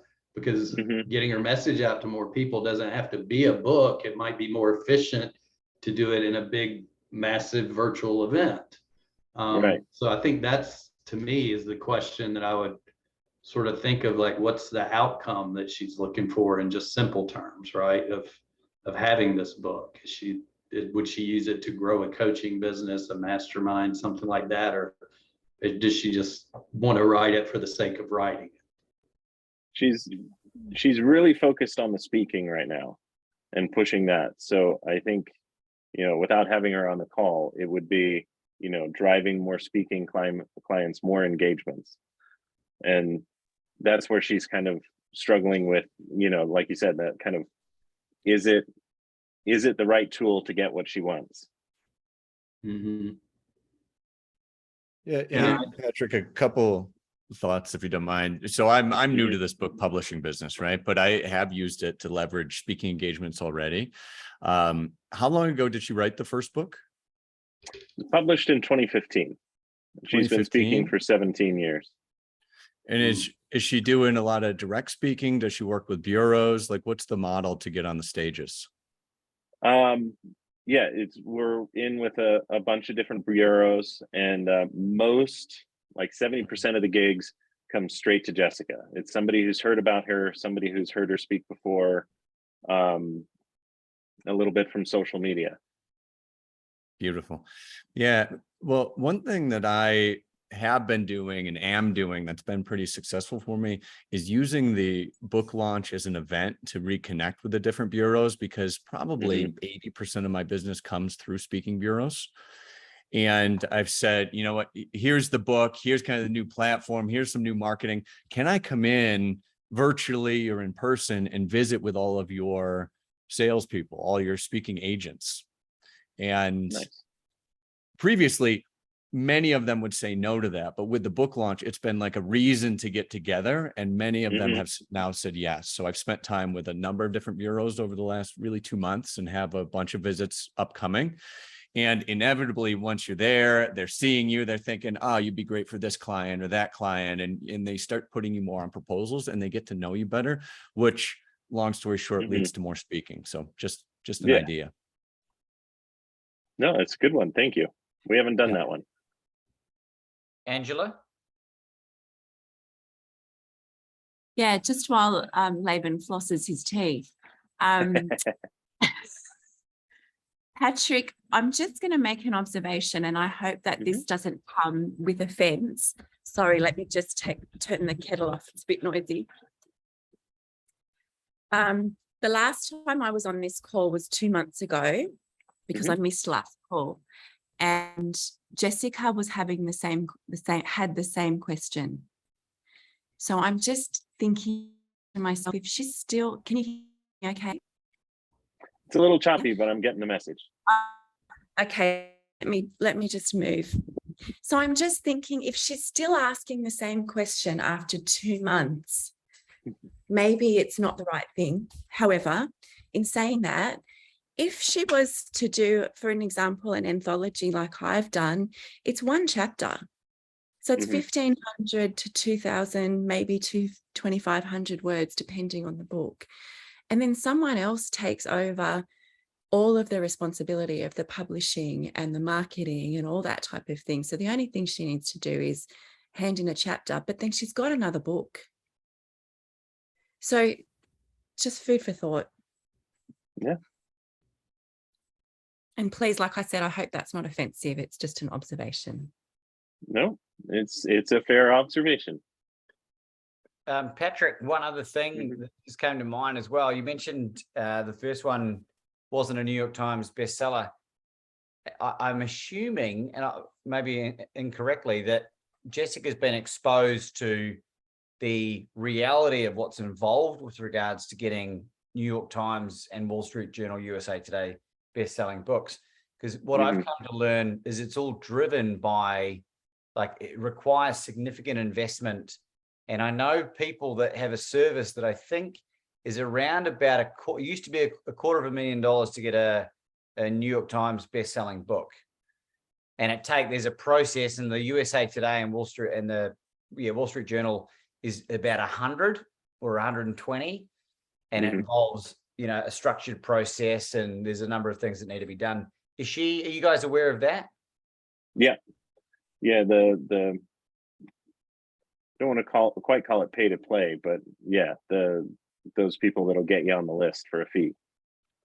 Yeah, it was a little bit disconcerting when I first heard about it, but I just realized, like, it's the reality of life. Like, there's a number of really, like, someone like Jordan Peterson should easily be a New York Times best-selling author, but because he's sort of falls out of favor with the New York Times crowd, he's not. Do you know what I mean? Yeah. So if that's important, I don't know if the significant, like, unfortunately, Waldo he's a New York Times Mhm. bestseller, but he'd be a great person to talk to about that in more detail. But I think maybe Ange is touching on something. It feels like she's almost doing it because she feels obliged to do it. But like maybe there's a different angle. Maybe the message is shifting rather than the actual book. And that's maybe why the universe is putting up this gentle resistance to saying, just cool your jets, excuse the pun, and figure out what the real message is. Because the book that I wanted to write next versus what I'm going to do next is completely different. Because my message has shifted. Mm-hmm. Yeah, one thing too, Patrick, with what y'all are doing now, with the impossible plane, I mean, that leveraging that and getting PR around that and exposure around that, I could see that getting her on a lot of stages, right? Without having to do the book yet. So that could be like the sort of shortcut to get that momentum really quickly, is instead of maybe writing a book, maybe even think about, maybe there's just like you add a chapter, the next chapter to the original book, and then you can reissue that book, right? And create a big launch around that, but then have the PR person that gets you that exposure around what y'all are doing with the plane now, which I don't know if Charmaine does that I connected you with. I think she may be in PR, but if not, let us know, because we just had in our podcaster mastermind, we just had somebody come in to talk about PR and helping people get on that too. So I think that would be, I mean, it'd be really cool. You could just add like a little next 2 or 3 chapters in the back of her original book that are around the impossible plane, like, you know, what's happened since then, and just do a re-release. And then that sort of falls into what Ange was talking about. Then it's almost like just writing a chapter, but you get to piggyback it even within the book you already have. And you mentioned that, and it's kind of already written. Jessica's now a writer for Flying Magazine. She's been writing 750 words for 6 months now. Done. Yeah. I think people would, to me, like what y'all are doing now is like the really cool story. So if you're documenting it, dude, you know, take it, that's what we tell our podcasters. It's like, take your podcast and turn it into a book. There's no need to reinvent the wheel. Figure out a way to like just totally simplify things to get even more momentum. So you guys are already doing, I mean, you're documenting with video, she's writing already. You guys already are creating the content and the excitement around that. Now you just need to find somebody to amplify your message for you. Make sure people know about it. Yep, I like that. Go ahead, Lamar. I was just something that came to mind are you and Jessica working with a coach, or is she working with a coach at this point? For what, speaking or business or? Well, in any form. Yeah, we've got a coach who's helping us grow the business. Yeah. And she's you know, at the start of the pandemic, she wanted to go into coaching, signed up with a guy. She's still kind of going through the classes, but realized that's really not her forte, you know, to become a coach. But yeah, he's still kind of helping her a little bit with the messaging and different things. Yeah. I wonder, because I know, and I just knowing what I know about Jessica and you, Patrick, as well, like I couldn't recommend more highly enough Jessica investing in a 10-hour cookie cutter session with Steve Hardison. I don't know whether that because I know you guys turned up to the event, whether that aligns, but seems to me intuitively that there might be some blocks there from somewhere that need removing that will solve a lot of these other challenges.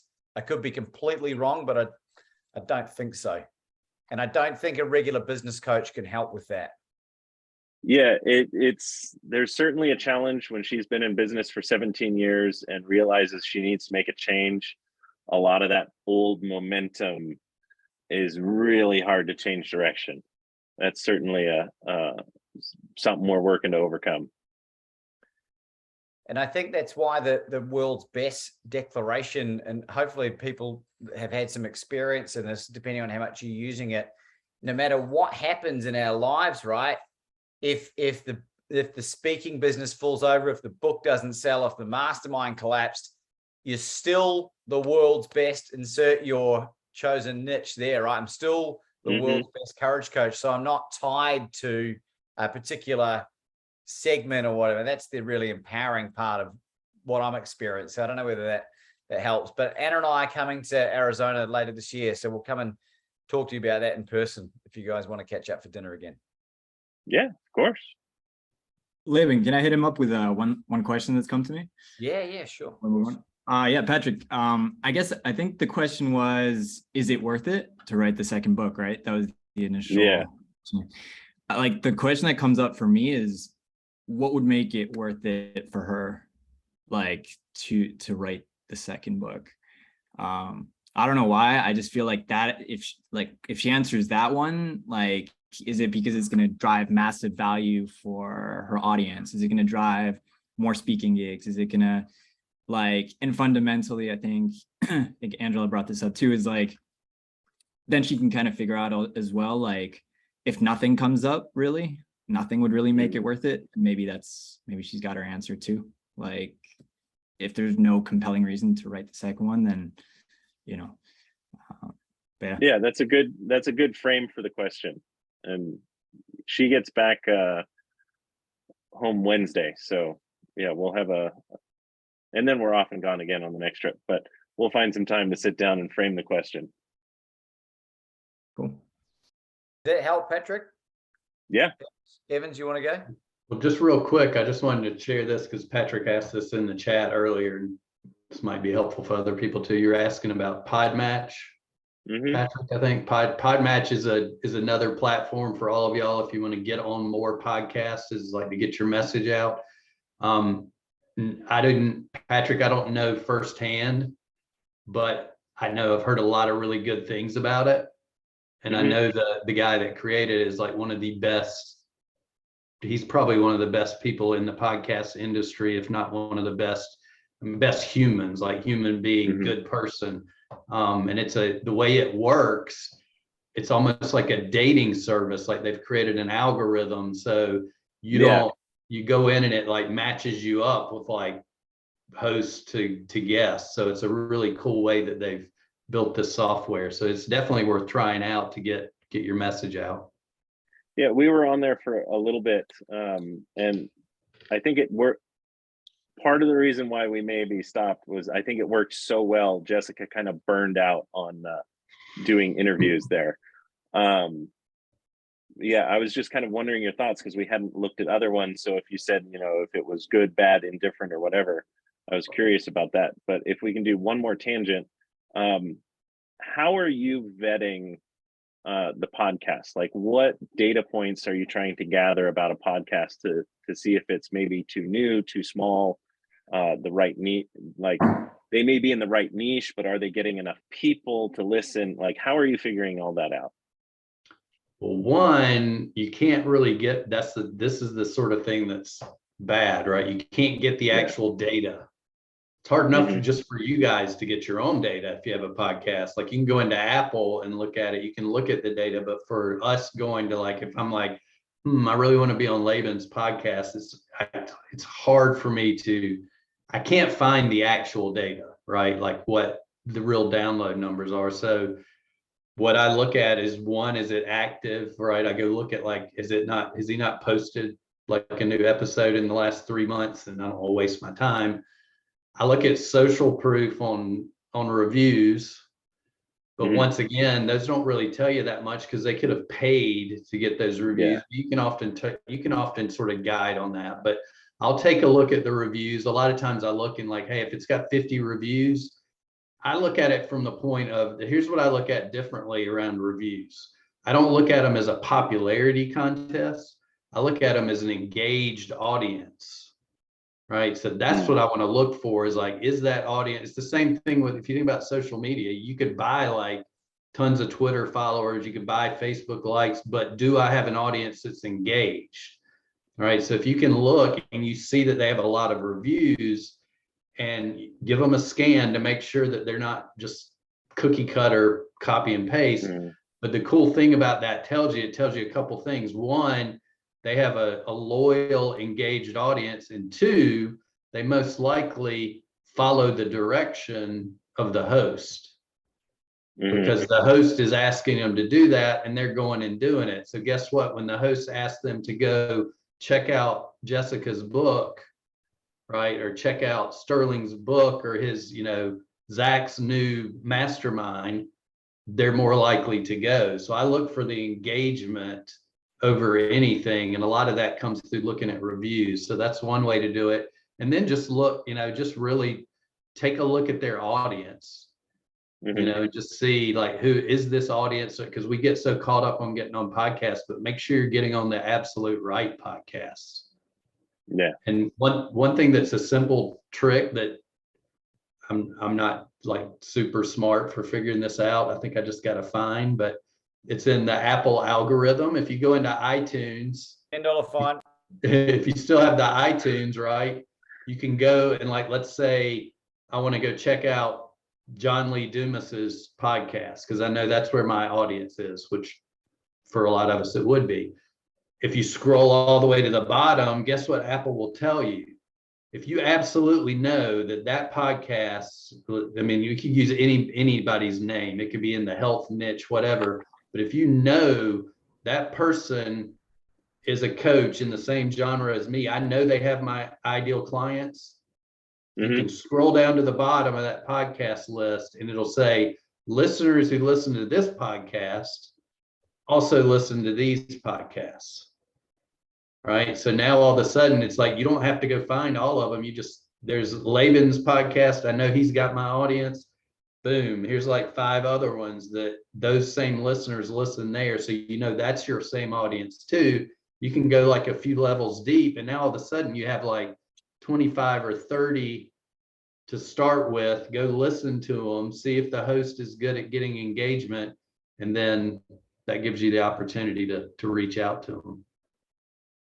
All right. So hopefully that helps. I think that gets my question and Jessica's question for the mastermind today. Thanks. Well, good. Yeah, I wish I could tell you. I wish I had a super ninja trick where you could go say, "Oh, Laban's episodes get 150, listens per episode," but you can't do. It's just not available, unfortunately, for outside people. Patrick, one final thing, and hopefully this is helpful for everyone here that's involved in podcasting. I think it's everyone. Les Brown came on when I had 10 subscribers, right? And had he asked me how many subscribers I had, I would have told him, but he didn't, so I didn't. So I would look at the energy of the podcast host as an intuitive thing. Because what I've been able to do since then, in terms of, what Gordon was very graciously saying, and, all these amazing introductions really stem from one thing away. So it's kind of like a balancing act, but follow your intuition is what I'd say real quick as well.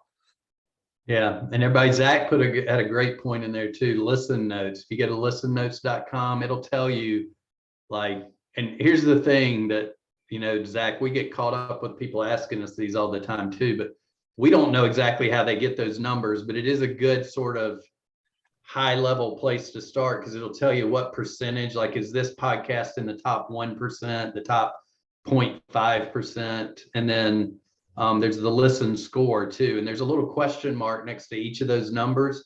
So for you, those of you doing your research, you just hover over the question mark and it'll explain how they determine those numbers.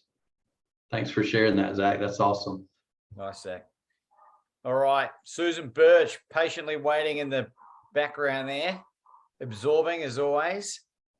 Have you got any wins that you'd like to share before we get into what you need help with? Just coincidentally, given how Patrick's been sharing some amazing stuff.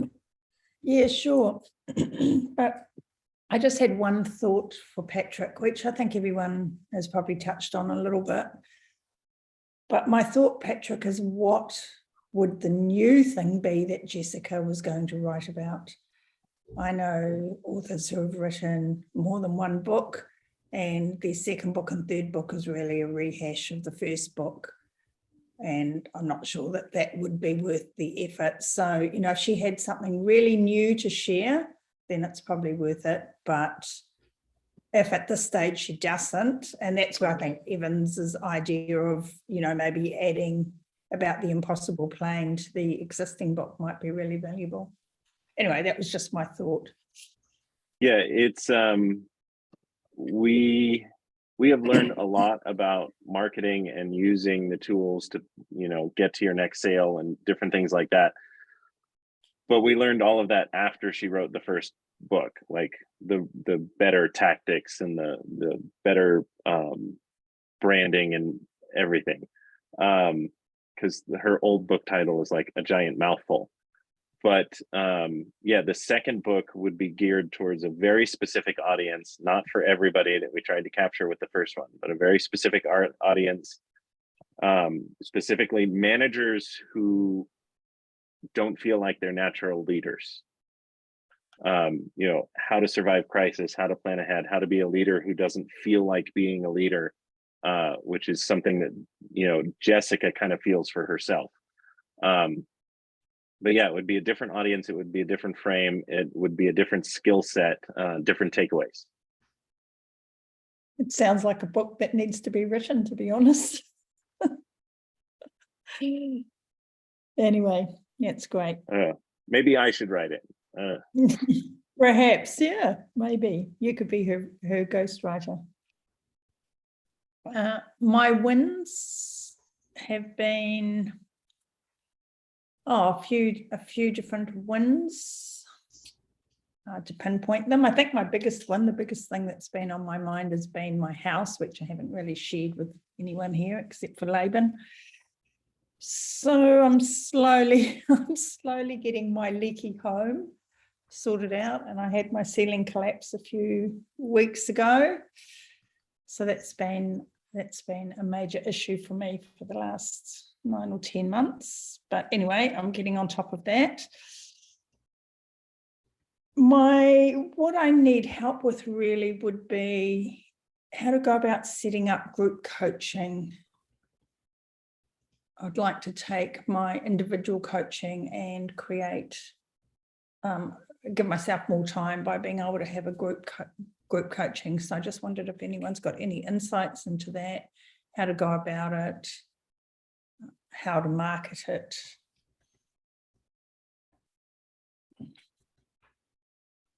Ange? Yeah, hold on a sec. I'll just change rooms.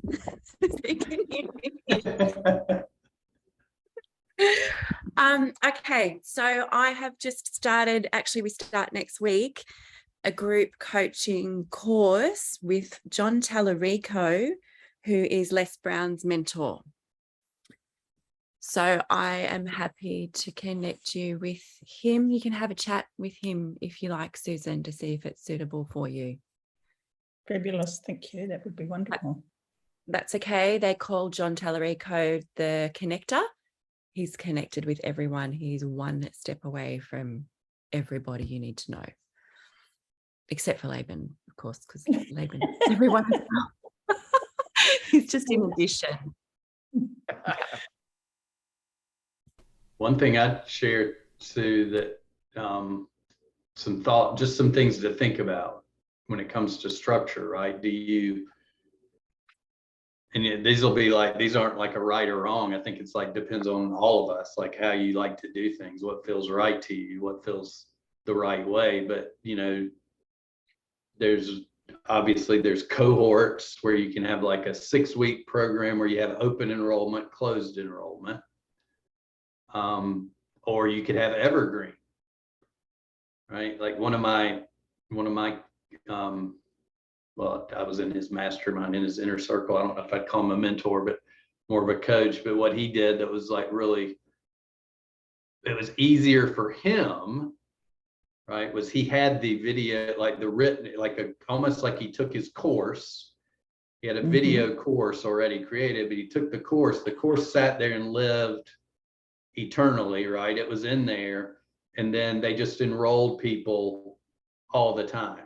So you would come in And when you join the program, you could start immediately diving into some of the training through video.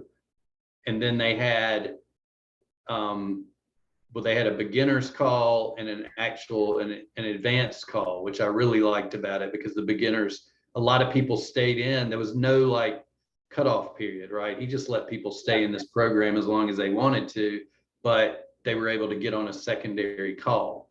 Obviously, when you first start out, you don't have to worry about that. But what I think that the biggest thing to think of is like, what kind of lifestyle do I want, right? Do I want to be in a constant like launch coaching, back to a launch phase again, back to coaching? Because that, to me, that's a little stressful. But that's just me. It doesn't, some people love that stuff. Some people love the buildup of the big launch, right? But for me, I would rather have evergreen coaching and then have send people to, like what we were talking about earlier, that selling story, that selling interview. People, that's what John Mitchell's doing, right? With his that I set up for him. They're coming, they're watching that thing. Then at the end, they're just clicking a button to fill out an application. He gets on a call, he enrolls them into his coaching. And it's not like an open and closed situation. It's just a nonstop. And he's pushing people from his podcast to go watch, or from being on other shows to go watch that that's interview, which works like a webinar or something like that, right? But that way, it's like for him, it's easy. He just has somebody. I don't know if he's vetting the people or not, but you just have somebody that does the sales for you, and you just bring people in. They can come in 24/7, 365 days of the year and join your coaching program. And to me, I like that model better, but some people like the other way better. So I think it's just 100% up to you. But that's two different ways that I know of you could do it. Some of you guys might have a better concept or something different. Just really quickly to interrupt, Lance has got to jump off, but Lance has been on the receiving end of a traffic accident and smashed his sternum. So the fact that he's even sitting up is a miracle of God. So sending all Thank you, our Leila. prayers. So was there anything urgent before you shoot off? I know you got to go to a doctor's appointment. So Sterling, I might want to reach out to you because I'm in the process of finishing up my first book. I certainly would like to get a copy of your book. And Angela and the rest of the team, just great ideas. Zach, good to see you. Nick, haven't had much time with you, but look forward to getting to know you, and Patrick and the rest of the crew. Fantastic. I don't have any requests today. I'll kind of work around the group as I need to. We'll pray for you, Lance. Sound good. Thanks for coming, Lance. Yeah. Thank you, guys. Speedy recovery. Thank you. Sorry to break that off, but continue on. Sorry, whoever I interrupted.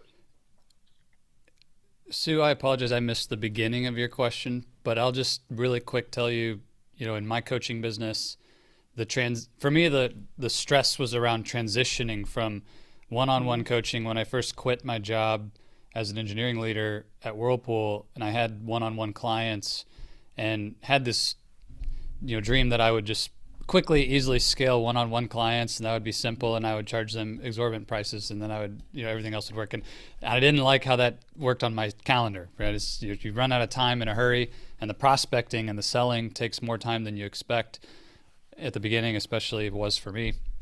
So I was pretty nervous about that shift, but the actual transition was extraordinarily easy, and I made it hard. So just to maybe encourage you in this, I just took my one-on-one clients that I had and told them, hey, I've got incredibly exciting news for you. You're going to love what we're doing here. To add even more value to what you're getting, you and I are going to continue meeting one-on-one, but we're going to start doing these group sessions with a group of your peers who are on the same journey as you. And it's going to just be an incredible tailwind in what you've got going. It's going to help you with additional networking and resources, that are going to help you along the way. I'm going to be there coaching, facilitating, and we're going to start this weekly group session. And then, we just started it. And then I reduced the cadence and frequency of their one-on-ones. And, basically in our next one-on-one call, I just said, hey, listen, why don't you bring your next set of questions to our group call next week, and we'll wait 2 weeks, for our next one-on-one. And then I just sort of dripped them, and then I shortened them, and over a month, basically, it was done. And so the model that Evans described is very similar to mine. I use an evergreen enrollment. Any engineer can start my program any Monday. So like this week's sales starts the program next Monday, and then I'm selling all the time. So if you want to talk more about the structure now, we can. But anyway, if you have clients today and you want to start a group model, it's like this huge celebration. It's a big deal. This is an awesome new benefit for you. You drop them into that, structure the pricing, of what that's going to be, and then eventually it's done. So. I quite like that. Continued that idea. I hadn't really thought about that. I was thinking about it, as that what Evans was saying, that closed enrollment, and then, you just have to keep repeating it and selling it. But I quite like this ongoing idea. I think that has a lot of value. What do you do about time, finding, appropriate times and frequency for these things? Do you mean the duration of the program itself? Yeah, so finding appropriate times to run the calls, and probably not so much the duration of the calls, but my answer to that, people, Yeah, I'd love to hear others' opinions, but Sue, my answer to that is your program should be as short as it can be to deliver the benefit or the value or the outcome that you're promising them.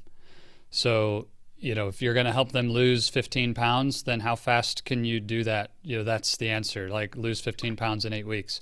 If it's, overhaul and transform your health head to toe in every way, and it takes you 90 days to do that or 6 months to do that, then that's it. But basically, like, people want it fast. We live in a microwave culture, so, and in many cases, time is a bigger objection than money. I'd rather pay you more money to get it in half the time. So, my belief is you need to make it long enough to give them the transformation that you're promising in your program, but no longer.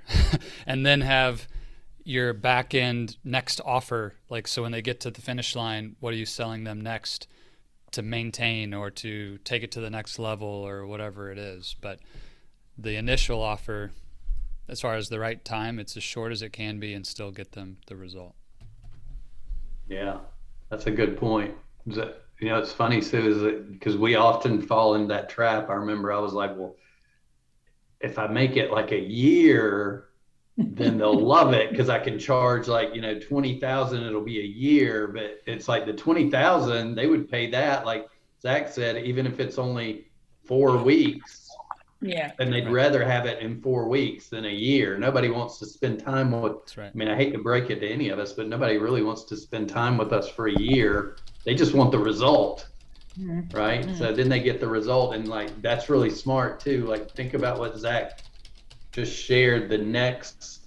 They start thinking about the next step as you put the program together. And maybe the next step is similar, we were talking earlier, mastermind. So like Zach was talking about, he's got the masterminds. I don't know if that's the next step in yours, but that's like a perfect next step, like an inner circle or a mastermind, or, because then everybody that's come through and had some success, they want to continue working with you. But then if you give them that extra benefit of like, hey, the other people that went through this program, they're on the same journey as you, they have the same goals, the same dreams, they have the same aspirational path, they're going to be over here where we're going to be a tribe together doing this thing. Do you want to come join us? And then it's an easy, yeah, I want to keep doing it. Because if you deliver and you treat people right, then they're going to want to stick around you. So you got to have something to offer them to the next phase. Otherwise, you're just missing out, because that's easy. There's no marketing efforts in that. So that's just pure profit. So I just had a thought. How many conversations have you had in the last 2 months talking about a group coaching offering that you've got to anyone? Probably half a dozen. Okay. But- so- and I don't wanna- But it's been more. I've done it more about, would you be interested in this? You know, I'm thinking about doing this. Would you be interested in doing this? What would you? So it's really been just asking questions about it. Yeah, my opinion, I think, and I'm open to some other ideas here. I think that asking people their opinion on a group coaching offering is the wrong angle from my perspective. Since we've been in the States, I've been here nearly 2 weeks. I've had, in the last 7 days, 3 coaching enrollment conversations completely out in the public organically for one-on-one stuff, right? And one of them is probably going to result in a $60K fee for a year, right? And US. And I think the gap maybe, like books like The Prosperous Coach, I think a must read in this environment, because I don't know that there's your ability and your skill is not the area that's lacking in this. And from the knowledge point of view, it's knowing how to have an enrollment conversation that I think is the gap. And unfortunately, Nick just jumped off, but Evans, Zach, not sure how much coaching you're doing at the moment, Ange, but and Daniel, are you there? I'm here. Are you able to contribute just with regards to coaching enrollment conversations with the work you do? Yeah, sure. Susan, I think if I had something that outlined your coaching program, I'd be interested in seeing it myself, and I'd also be interested in thinking about people. I could think about people that might benefit from enrolling in a program like that, in a group coaching program. Right now, I know that you're really good at what you do, and I've listened to you very thoroughly on every call, but I wasn't sure what it would entail. Like, for example, working with you for 6 months or for a year in a group coaching context. So if you could come up with a template of some sort that kind of outlined what the objectives would be, the frequency and all of that, then I think that'd be really helpful for the enrollment conversations that you would be having with the people that you think would be a good fit for your program. So, and just as Steve Chandler always says, how do you fill any program? It's just inviting more people into it. So you just keep inviting, having more conversations, and at some point you're going to be full. You know? So that's my suggestion from somebody who doesn't do any group coaching. I think Daniel, sorry, Evans, real quick. Daniel, just to share, if you're happy to, like, what do you spend a year on Steve Hardison? Well, yeah, at the moment, Steve Hardison's yearly coaching fee is $200,000. And so what is the thought process that you're going through? And you've gone with you're in your 3rd or 4th year with Steve, right? Right. What is the thought process when it comes to either joining up the first time with him or extending nonetheless?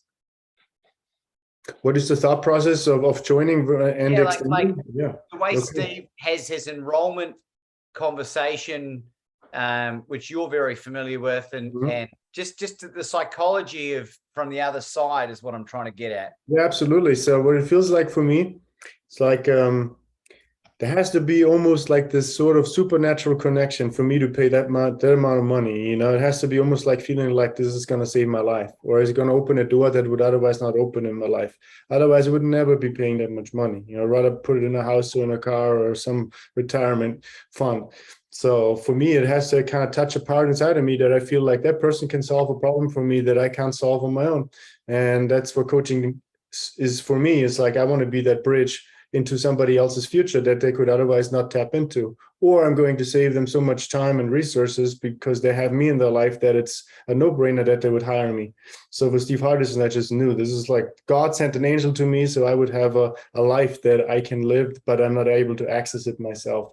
So So Susan would be a bridge to somebody's health that they would otherwise not have, because you have a unique biography, unique resources that and nobody else has. You know, you have a very unique skill set and personal biography and story that probably inspires a lot of people. So I personally would like to know more about your work as well. Okay. Mm-hmm. I had a quick question for Zach that I think might help Susan too. Just give her some ideas. Yeah. How Zach, if let's just say I'm an engineer, I'm thinking I want to do this thing. Like, one, how am I finding you? Two, how am I discovering what you do? And three, what does the process look like that I would actually like go through before I reached out to you for a call for your group program?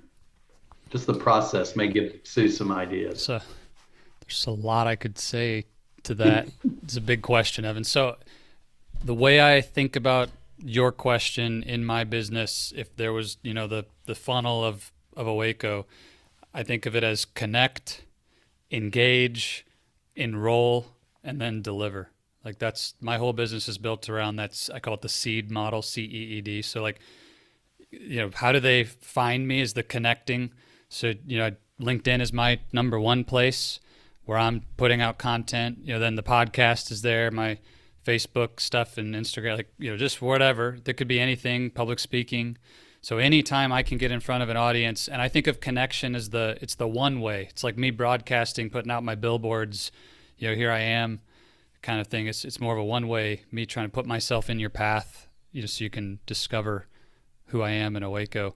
The engage is, when does that become a two-way conversation? So, you know, if they comment on a post and I can comment back, we can actually start chatting, or a DM on LinkedIn, which is, you know, for me, about 80% of my business is DMs on LinkedIn. You know, people connect with me and when we can chat in DMs. And, you know, my assistant helps cover a lot of those basic DMs that are copy paste, so to speak, to get it started. And then I can, you know, pick up the good ones and carry them across the finish line. But, you know, again, engagement could look a lot of ways. You know, like Laban's doing it at the coffee shop, you know, and you're just having that conversation. And then enrolling is the sale, you know. So to your point, what happens for me is the outcome of engagement is to invite them to a 15-minute discovery conversation. I call it a career clarity call. But it's just to say, hey, look, it really sounds like there's something going on, you know, in your career that we could help you with. You know, no pressure whatsoever, but would you be open to spending just 15 quick minutes to really get some deeper understanding of where you're at and if or how we could help you, and invite them to that call. I don't do those. I have someone on my team do those.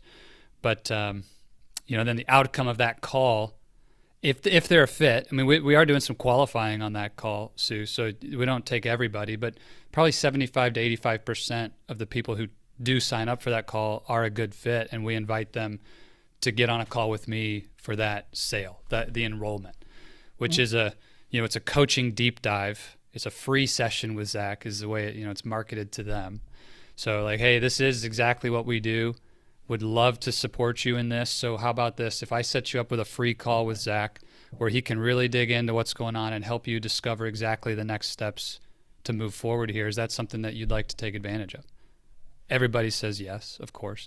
And then, on that call, I am adding a tremendous amount of value to them, but it is also a consultation. It's a sale. I mean, selling is value. I mean, when you help them realize how bad their situation is and how much they need help and get them to a yes, it's extremely valuable. But yeah, so then there's a sales call, Evans, with me, that ends with the credit card, as often as possible.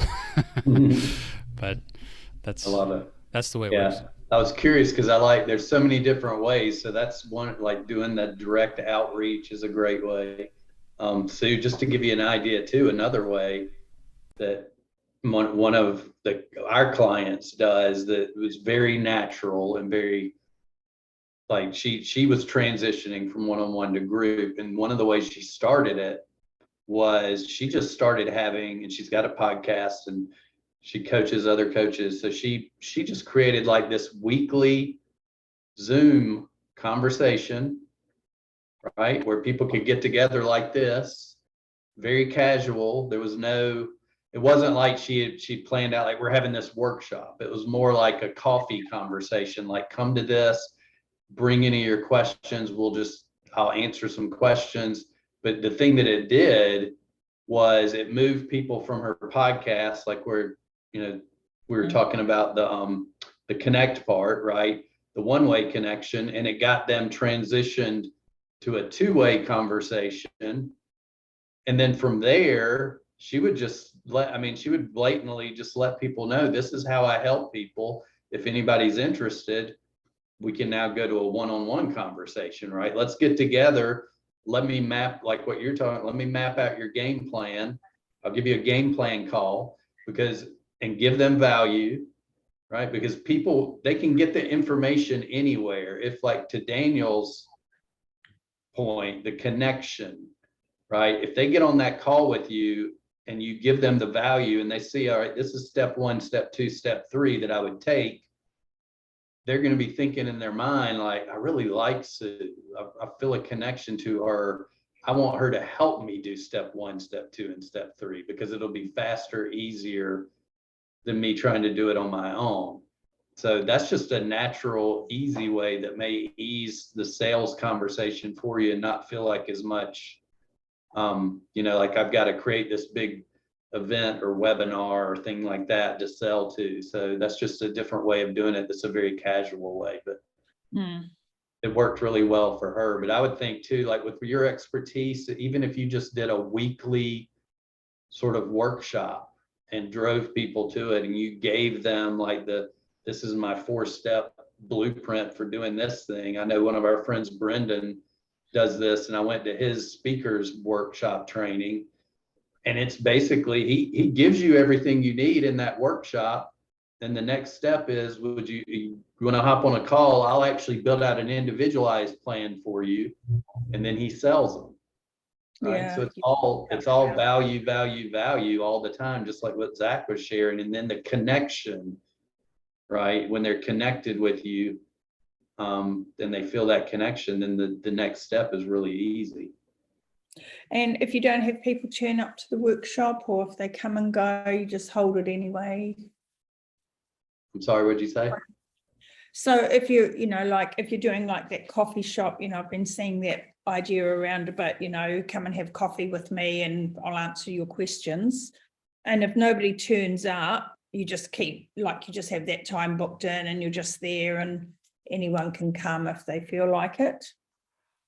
Yeah, she did it very casual, just invited people, and she ended up just loving it. She said it was really fun to do, and she would have people come, and she got clients out of it, right? It's just another way to get people to get, because the whole thing that, like Zach, value, and then, we were sitting here, value, and then Daniel shared connection. Those two things, those are like two big levers that will get people to buy from you easily. If they feel connected to you and then they see that you're serving, you have really valuable, helpful information, then the next step is really easy for them. A lot of times it's just you helping them get over the finish line. So what about? So carry on. Yeah. Quickly, because when we've spoken about this a little bit in the past, but just to refresh people that haven't, Sue's geographically pretty restricted, right? You're in a regional part of New Zealand, and so you won't have that opportunity to meet as many people at the cafe or whatever. So how can you? We don't have cafes. There's a local mongrel mob which was voted the toughest gang in the world, by the way, lives down the road, and they don't mess with Sue. But how many of these online opportunities are you, when people are asking you what you do, how many times are you saying you're the world's best self-care coach, right? And this is just some accountability, because who I told I was the world's best courage coach to the other day? Someone who you should never do it. The Department of Homeland Security in the United States of America, right? And then they proceeded to try and outdo me for the rest of the thing while graciously letting me in the country. That's another thing. But with your circumstances, you need to play into that. And I don't. How many times in the last month have you told people you're the world's best self-care coach? Truthfully. Oh, maybe twice. Oh, come on. You're in the world's best mastermind. Stop behaving like it, Sue. Yeah. Waggle my finger at you. Yeah. Well, I was being honest. Well, and Sue, if you think about, like, if you create, if it's a weekly workshop, if it's a weekly office hours, Yeah. whatever you want to call it, something that's value, you want it to be something that obviously is going to attract people. But whenever you go on a podcast, if it's a regular thing, then you always know where you're sending people. Yeah. Like, don't come find me, don't follow me on Facebook. I mean, who gives a crap? Come over here and do this thing where we can hang out together and I can solve a problem for you, right? So, because one of my other challenges, which Laban just touched on, was the time difference and things like that. What time of the day are these kinds of, calls and events made? There's one, I think Doreen Downing is doing one, and it's 10 o'clock US time, which means, it's 1 o'clock in the morning for me, so I can't attend that. But, would 10 o'clock be a normal time, or does it not matter? Or Yeah, I don't think it matters at all. Just do it, see what happens. You'll organically attract the people that are aligned to that time slot, and you're dealing with a lot of entrepreneurs, like who no one here works a 9 to 5 last I checked, right? Like, if that was the case, no one would attend. Like, you just create the time, and we can do it so it aligns. And poor old Ange, who still looks great every month, is up at 5:30 in the morning. She's great. Up at 4:30, ready for 5. Oh my God. And that's what I was about to say, Susan. Like, whatever the time is, if they want to do it, they'll be there. There's people on the Power Voice call who are up at 2 a.m. because they're in Czechoslovakia. So the program is actually at 7 p.m. on a Wednesday evening, which is 9 a.m. my time, 2 a.m. And so Power Voice is Les Brown's thingo group. So 9 a.m. my time, 2 a.m. for Czech, I think midnight for UK. And there's people who will, if they want to be on it, they'll do it. They'll find a way or make a recording. We did a 5-day challenge, and I remember this one lady was there, and she was basically up all night, every night, to come listen to me babble for 5 days. Made me feel special. I mean, we've had people stay up. We had another lady in Japan. She stayed up. Her husband came home. He's like, "What are you doing up?" She's like, "I hadn't even been to bed yet. I've been sitting in this thing, listening to this bald dude from the US speak." Right. So it's just, they'll show up for you. It's like, it's all about the value that you're going to provide and the hook, the thing that gets them attracted to come. They will come and be a part of it. Awesome. Great. Excellent. And like Zach, I don't know if you saw the chat, Zach was saying, like, it's just like office hours at the university. Yeah. It's like, if nobody shows up, you can like write some cool email copy or come up with your next podcast idea. It'll just give you that space to create something anyway, right? Make use of it.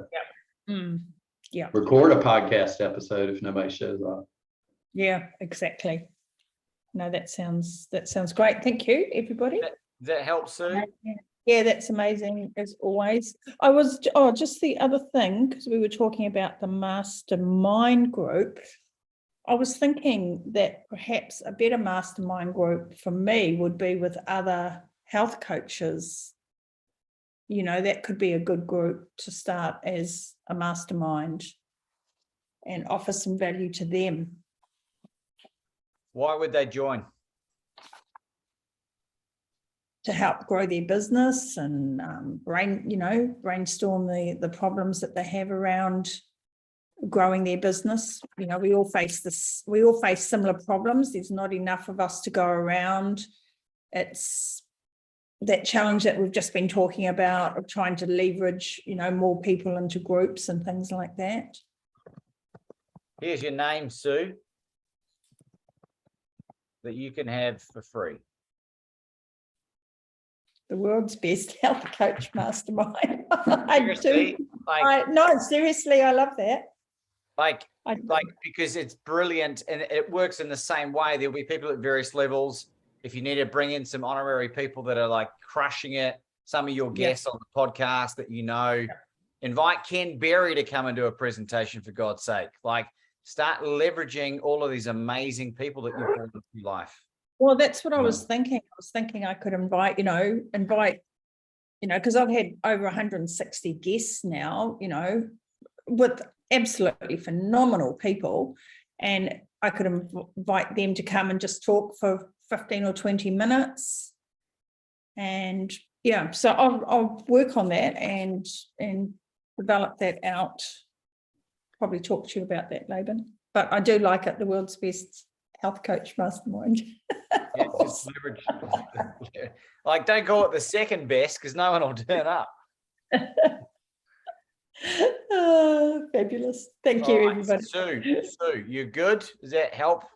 Yeah, no, I'm great. Thank you. Right. Dr. Daniel Harner, always listening to every word. Don't even need to send you the recording, probably. What is happening? Share some wins, and then what do you need help with? Well, first of all, I'd like to acknowledge everybody. That's been amazing. 6th world's best. But what is it? World's best mastermind? Yeah, okay. It's fabulous session. So really, really, really appreciate everybody and getting to know everybody slowly, what they're doing. So I would love to share something that's been on my heart and the transition that I'm going through. I have been the world's best psycho-spiritual mentor for the last 10 years. And my specialty is really working on the psycho-spiritual aspects in people's lives. So I'm helping people reconnect with the divine essence and divine source on the inside, using the best of psychology and the best of that spirituality has to offer. So over the last couple of years, last 3 years, I've noticed more and more that I also need to incorporate the physical element more into my work. And I always ask myself, what is my highest gift and my highest service to give to the world? And what has helped me in my own healing? And there's been a lot of things that have helped me in my healing that I'm not offering to my clients. So right now I'm mostly coaching one-on-one, and half of them are online and half of them are in person with me. So I'm asking myself, what's the next step for me? What is it that I would like to receive? If I was 24 again, if I was a 24-year-old Daniel Harner or a 30-year-old Daniel Harner, what is it that I needed at that time? So what I'm doing right now, would that be enough? And it's amazing. And I love what I do, but I also feel that I need to expand and create a physical location of some sort, a sanctuary healing place where people can come and stay with me. I'm envisioning that as a property on a creek here in Sedona with 4 houses. And I would love for people to stay with me for a 3-day intensive or a week-long intensive, or maybe even a 30-day intensive, or even a year-long intensive, so I can really show them everything that I've learned over the last 16 years of my healing journey. So that's been what's churning around in my mind, and how you could help me is, maybe this rings a bell inside of you somehow. Maybe there's somebody I could talk to about this who already has sort of created a sanctuary of healing like that and in their own business, or maybe there's somebody that is doing something along those lines. And I'm not in a hurry, but I also know I need to kind of have more conversations about that with people, so I get more ideas, and also I can also operationalize it more as well, because right now it's sort of just sitting there and I'm waiting, but I'm not creating. So just sharing that with everybody, so that's something that over the next 2 years I want to see come into fruition. So This is so exciting. Angela. Please excuse my ignorance. Is this a non-profit organization? Where has he gone? Moved. Well, it's a good question. I would think not. Okay. because I just looked up the definition of nonprofit because I had to just clarify in my head. Yeah. It says, in contrast with an entity that operates as a business aiming to generate a profit for its owners. So I don't know if that to me sounds like a good. And the reason I ask is because I have an incredible contact who writes grants for people wanting to start something like what you're, or non-profit organizations, including real estate. So if you wanted to build this home. So I don't know if that fits in with you, but if that's a thing that you might be interested in. I mean, maybe she does it for profit as well, but I think there's a lot more involved in that, or not as easy. Right. So, well, I think that the structures of that could be super creative. So let me do some homework on that, how to set that up best. Thank you. that's okay. So if you need that contact, please let me know and I'll be happy to share. Yeah, She's incredible. She's well, also, sorry. How would you like to be contacted? Oh, I can, WhatsApp is probably the easiest for me. Okay. So I got that, Patrick. So I will put that, I'll put my number. You guys should just get on a call. Cool. That's my recommendation. There's a lot of synergy there for lots of other persons as well. Sterling, you look like you're going to say something. No, sorry, I just stepped away.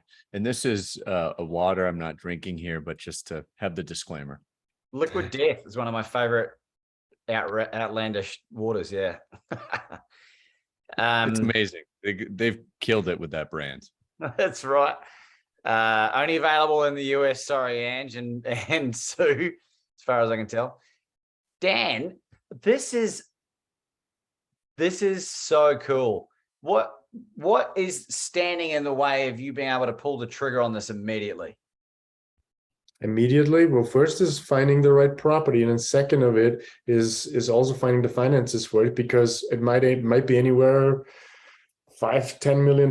You know, I mean, places here have gone up a lot, and places on the creek are also not super, pretty scarce. So, but it's totally possible, and I'm going to do it. It's just being creative and having an open mindset and the conversations with the right people.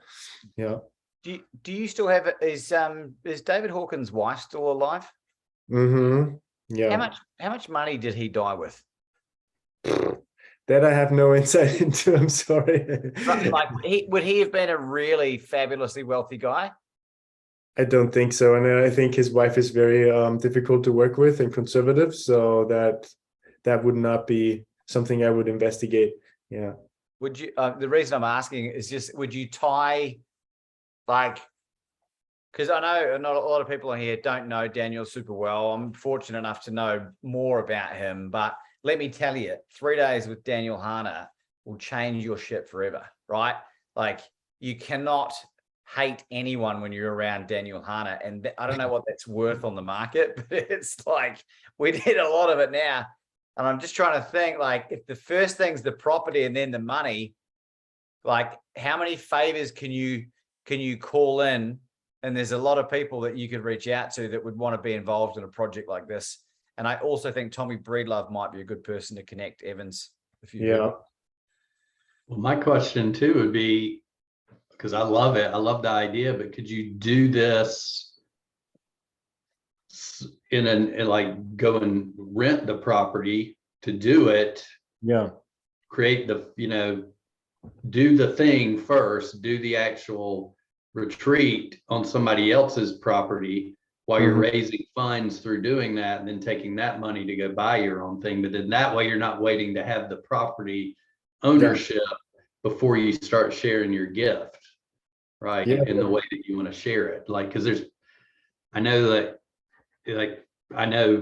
Michelle, who's one of my strategic partners, who, Laban, Michelle, podcast agency, one of our book people that helps with books. She has a place in Mexico that she's now turning into a retreat for people to come. She's going to do her book retreats there, but people can also lease it and go on retreats there to have their own retreats there. So there might be the potential to go ahead and start moving and getting some momentum on it, right? Doing it somewhere else while you get the funds and while you find the investors to secure the property of your own.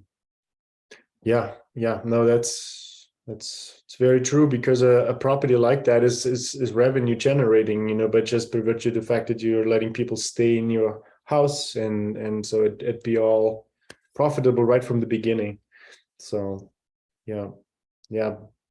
So in that sense, I would take a look at the rental market, or the market, what's for rent, what I could rent and then use, creating the revenue. Yeah. And I mean, there could be, because I know people that they go on, there was a guy that he went on like Airbnb or VRBO and found this beautiful like castle that was in, I think, the Seattle area. And he'd go do like these 3-day retreats at this beautiful castle where people could come in and stay in the rooms and things like that. So there's properties out there that you can probably, you know, start using in the interim while you're developing your own. Yeah, that's a good point. Mhm. Daniel, if you created a social media post, even on Facebook, telling people that you're running a 3-day event in November of this year, right? And for those that are interested, send you a direct message, like you and charge whatever 25 grand for the thing, you would sell it out in less than a week, in my opinion. And then once you got the money, let's say you got 10 people with 25 grand, you got $250,000 to play with, then you can reverse engineer what you can rent, the overheads for everything else, or and rather than putting it off or thinking about it being a 2-year thing, like taking massive, bold and strategically courageous action to facilitate your own miraculous outcome, like I don't know that you realize the influence that you have and the people that are energetically aligned to you and the impact you've had on lots of other people. That's just my opinion. So create a workshop, and by doing so, kind of come up with a down payment for the property. Just tell people, like, create the offer. Hey, this is taking place in November. Like, this is the 3 days with Daniel Hanna. This is what's going to be going on, and this is where you could tweak it by working with people that have run these things before, right? And for those that are interested, to send a message, or the messaging can be worked, but like, get people to share it, get Hardison to share it, like all these amazing people in your life that know the value of being with Daniel Hanna. And I think that'll give you a really good gauge of who's interested and the appetite for it, right? Because you want to give people sort of what they want rather than trying to create something that no one cares about. Thank you. Yeah. Any contrary thoughts on that from anyone?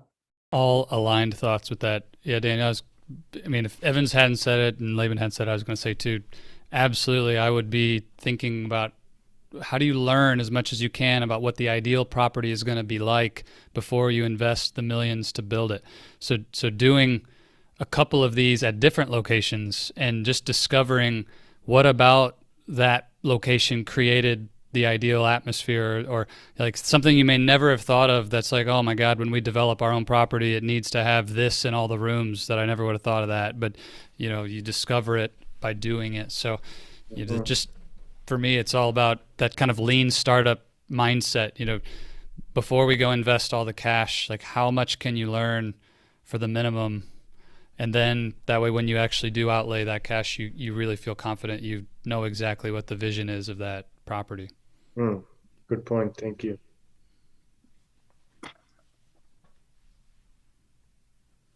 Yeah, I was just looking. I was actually on like Google searching, like, how do you find rent a ranch on water, like, or near water, near river. So, and it's pulling up stuff, and I'm like, this is pretty cool. I mean, you could actually, I mean, like, look, here's a beautiful piece of land right there that you could just like go and rent to have your retreat at, and like get the concept dialed in.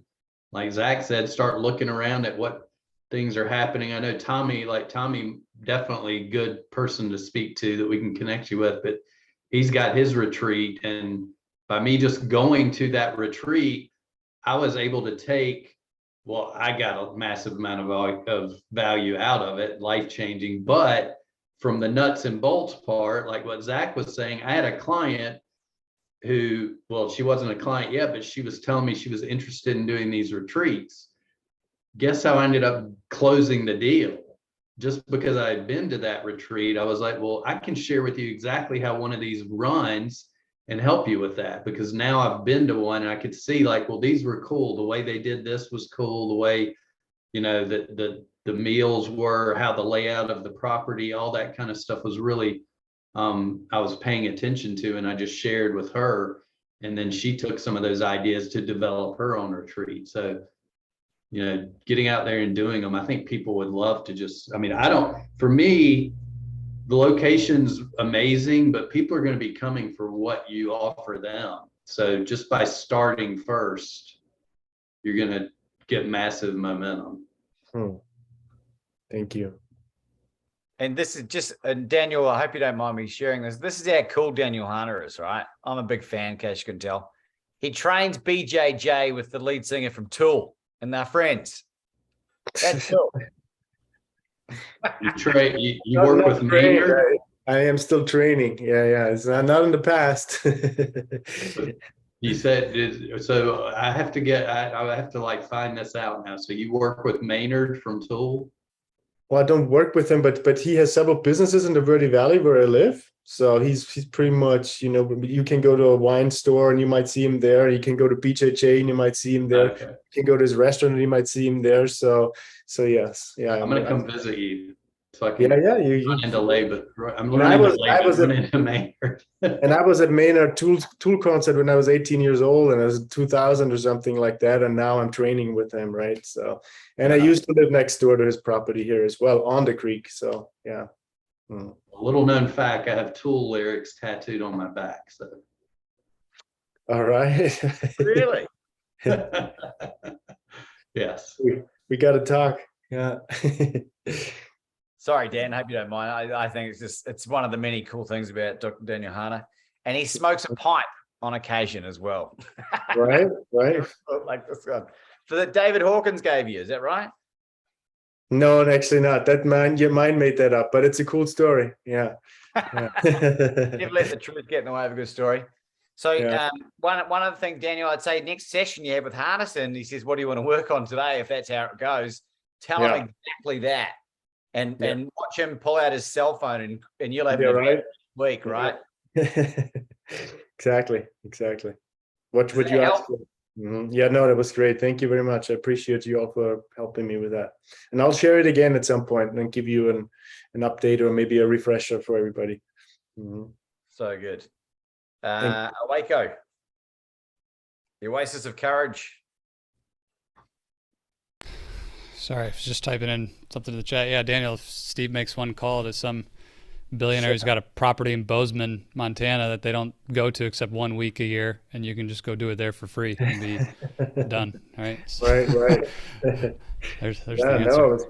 Steve Harrison's going to take his phone and butt dial the number and get it that way. You know. Yeah, exactly. Like that's what he's going to do. He's just like, it doesn't matter who we call, we just have to want what we want, and we're going to get there. Yeah. That's awesome. So, Evans, I want to request some time with you sometime for podcast growth. I think it's that time to get serious about the podcast. So that's just making mention of that so I don't forget.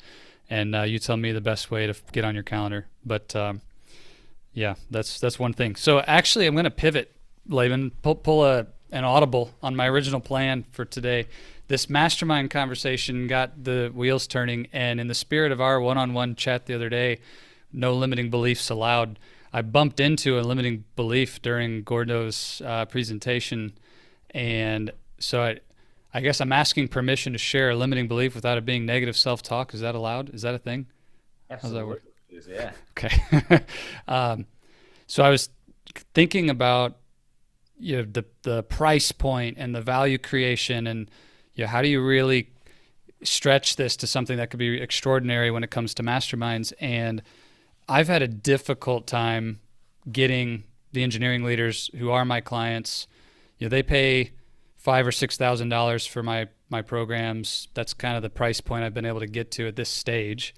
And I've done some offers at the 10K and north level unsuccessfully, 0% close on those. And most of the time where it gets hung up is that they don't see a financial return because they've already got their promotion. They kind of live in a fixed, it's a W-2.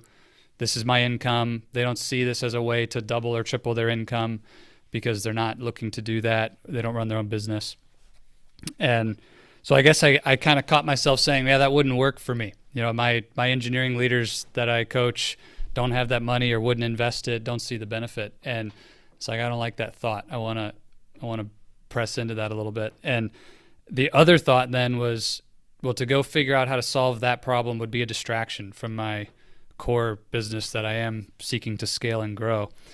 So I don't know. I guess I just want to throw that out in front of the group and maybe challenge myself or chew on it in the idea of finding a way to create something that would be of extremely high value that you could charge a high price to be a part of for people who resonate with the message of Oasis of Courage, helping engineering leaders to create this lifestyle of their dreams outside of my current box that I'm in. So I don't know.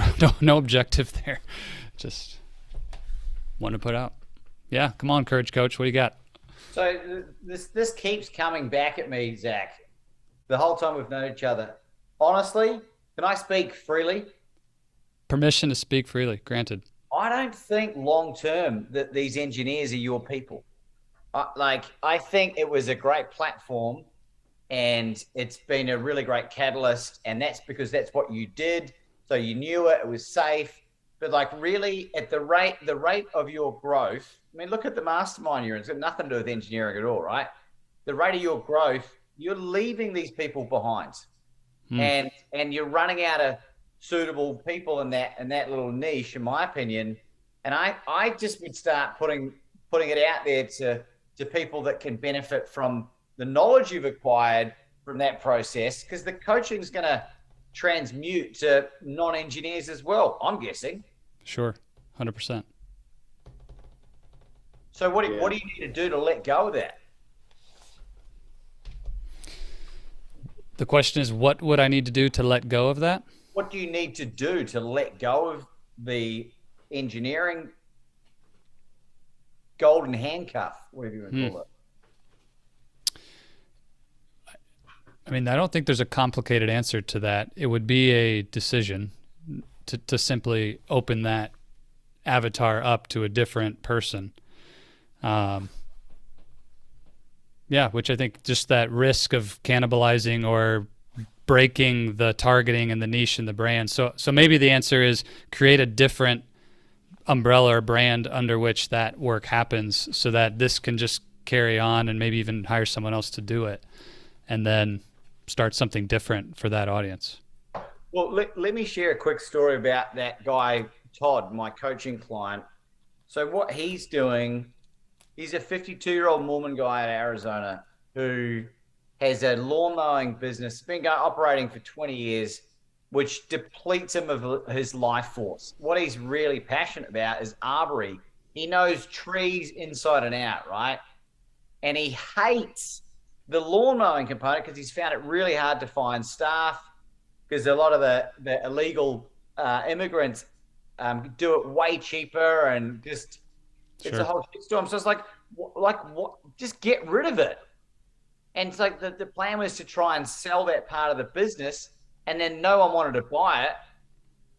And so I was like, well, just get rid of it then, and focus on double your prices for the arbory. And since he's done that, he's relieved all the emotional energy and build-up component, and he's allowed himself to step into his creative genius and step away from the fear and scarcity of the other business, right? Because he wasn't serving those people well. Yeah. And it's that's just my opinion. And I will continue to polarize out the wrong demographic for me in the pursuit of being able to work with the people that I want to be aligned with. Mm-hmm. And it's not cannibalizing. It's just you're serving other people that need you better, as opposed to people that suited you at a particular time in your life. and you've between you and Johanna, like Zach's wife, who is throwing $250,000 offers out there with the work she does, like it's time to play with the big boys. I like that. I have to like piggyback on this too, because I mean, and other people in the chat, Zach. So when I saw your branding, and sorry, Ange, I didn't see your hand up. I'm sorry. I'll be short and then you can jump in and then I'll circle back. But I saw your branding and I was like, what does he have two things? Because your branding stuff like connected with me. I was like, that's something that's cool. I think I would like want to explore that. I'm not an engineer, right? So to Laban's point too, I think you're limiting yourself from that. And I go through this too, because look at what everybody in here thinks of me as like, I'm the podcast monetizer guy, right? But that's not what I do. I mean, it's the outcome of what I do for the people I do it for. But what I do is I help people like create this massive belief that their message matters, and then show them how to take that message and change the world and make a living from it. Right. And I can do that without a podcast. I mean, I started working with John Mitchell and Tommy Breedlove through this, just through organically through this, mastermind. I think I knew John before the mastermind. I was introduced to him before it, but they didn't have podcasts, and it was more about helping them dial in a process around their message and a way to help people overcome false beliefs through story. Right. Yeah. And I started thinking, but I go through the same thing as you, and Laban brought up my struggle while he was discussing what your question was, because for me, it's easy for me to stay right here and to constantly be in the podcast world, but it also limits me from what I truly want to do, and that's to impact the impactors.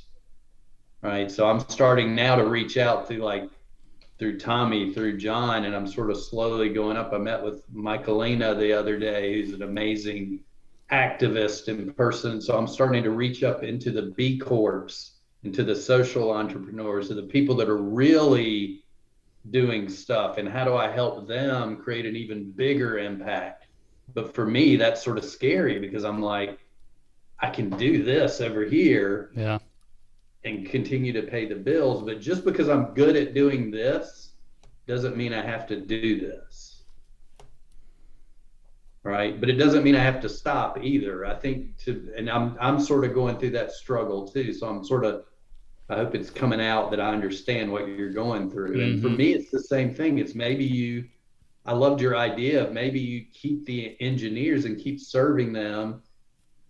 Get somebody who's in your program now that's had a lot of success, let them run it.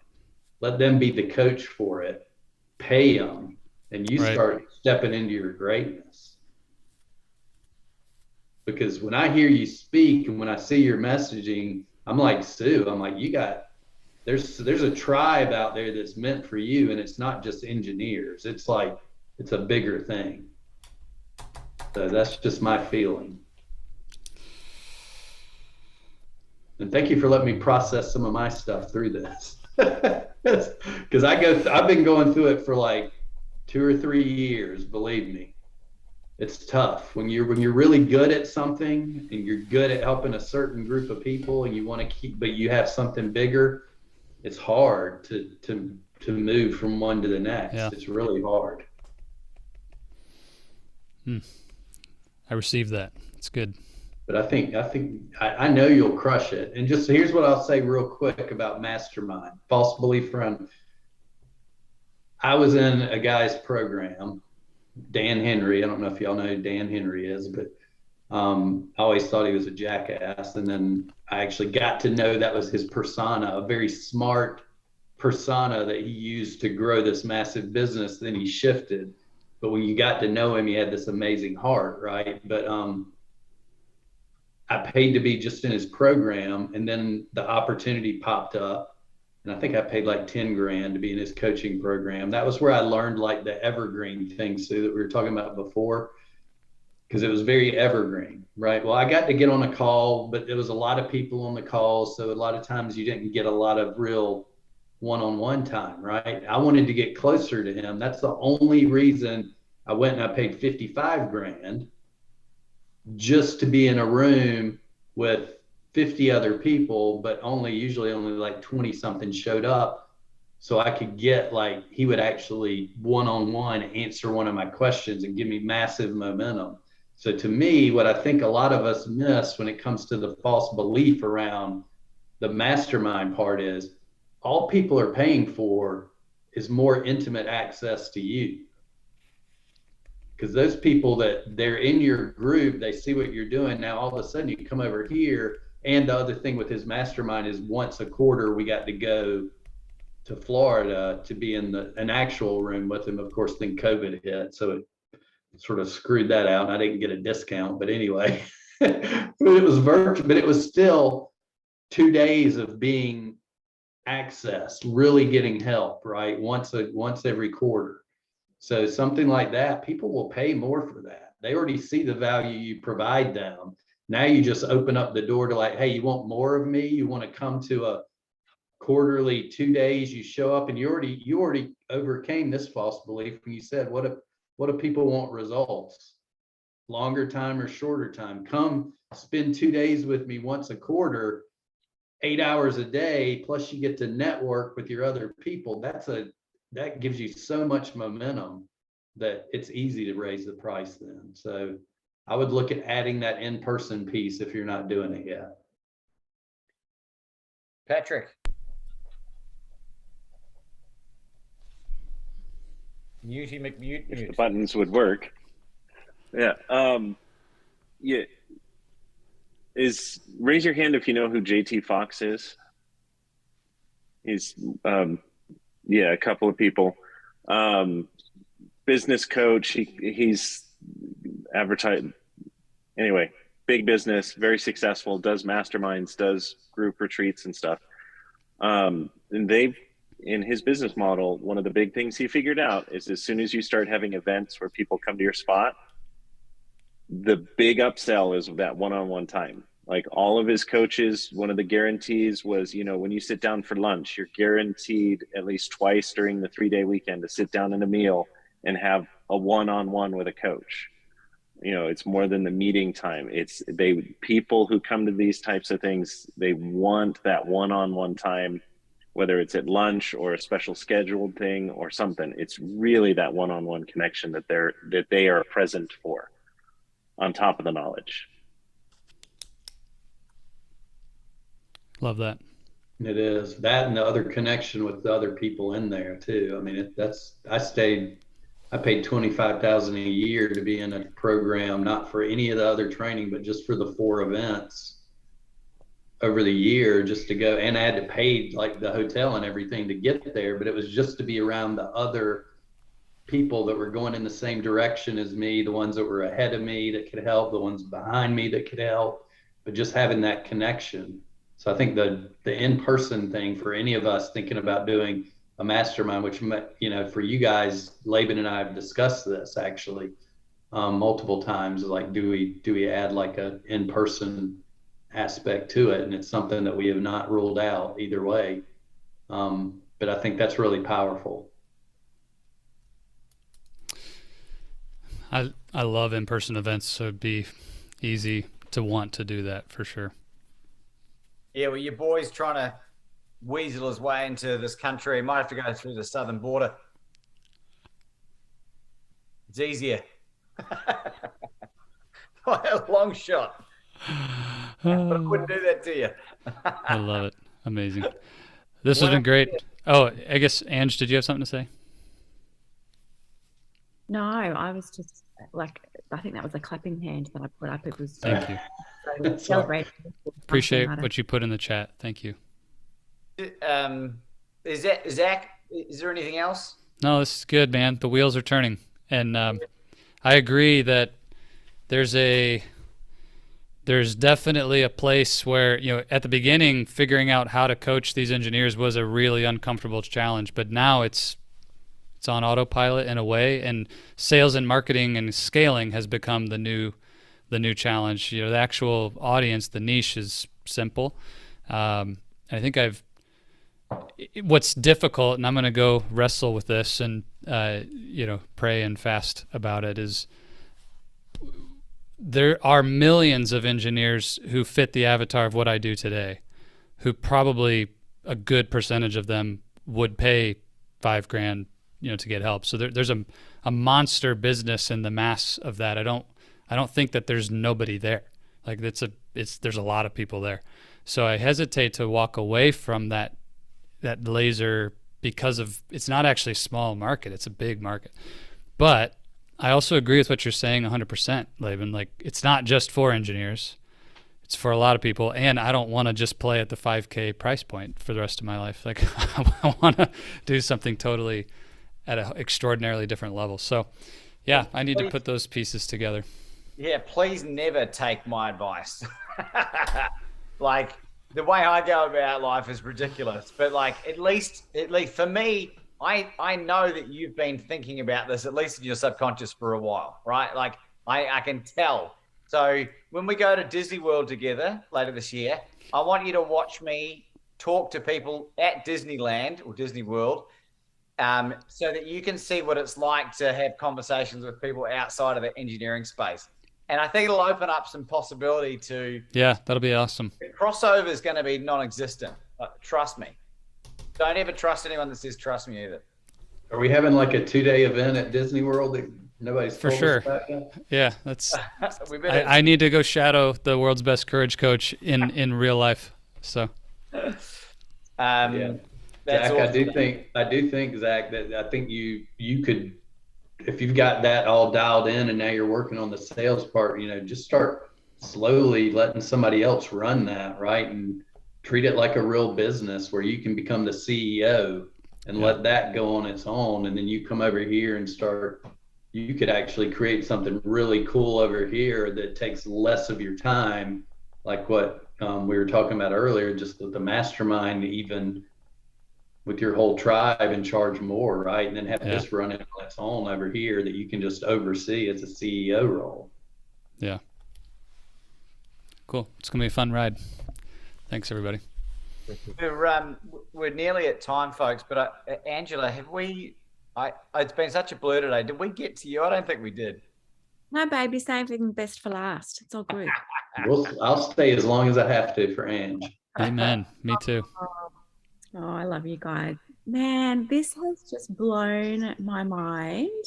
You guys have just reignited my fire, my passion, my everything. And Daniel, they've made it sound so easy to do this 3 to 5 day event. So whilst we're all talking about you, in my head, I'm like, why am I not doing this too?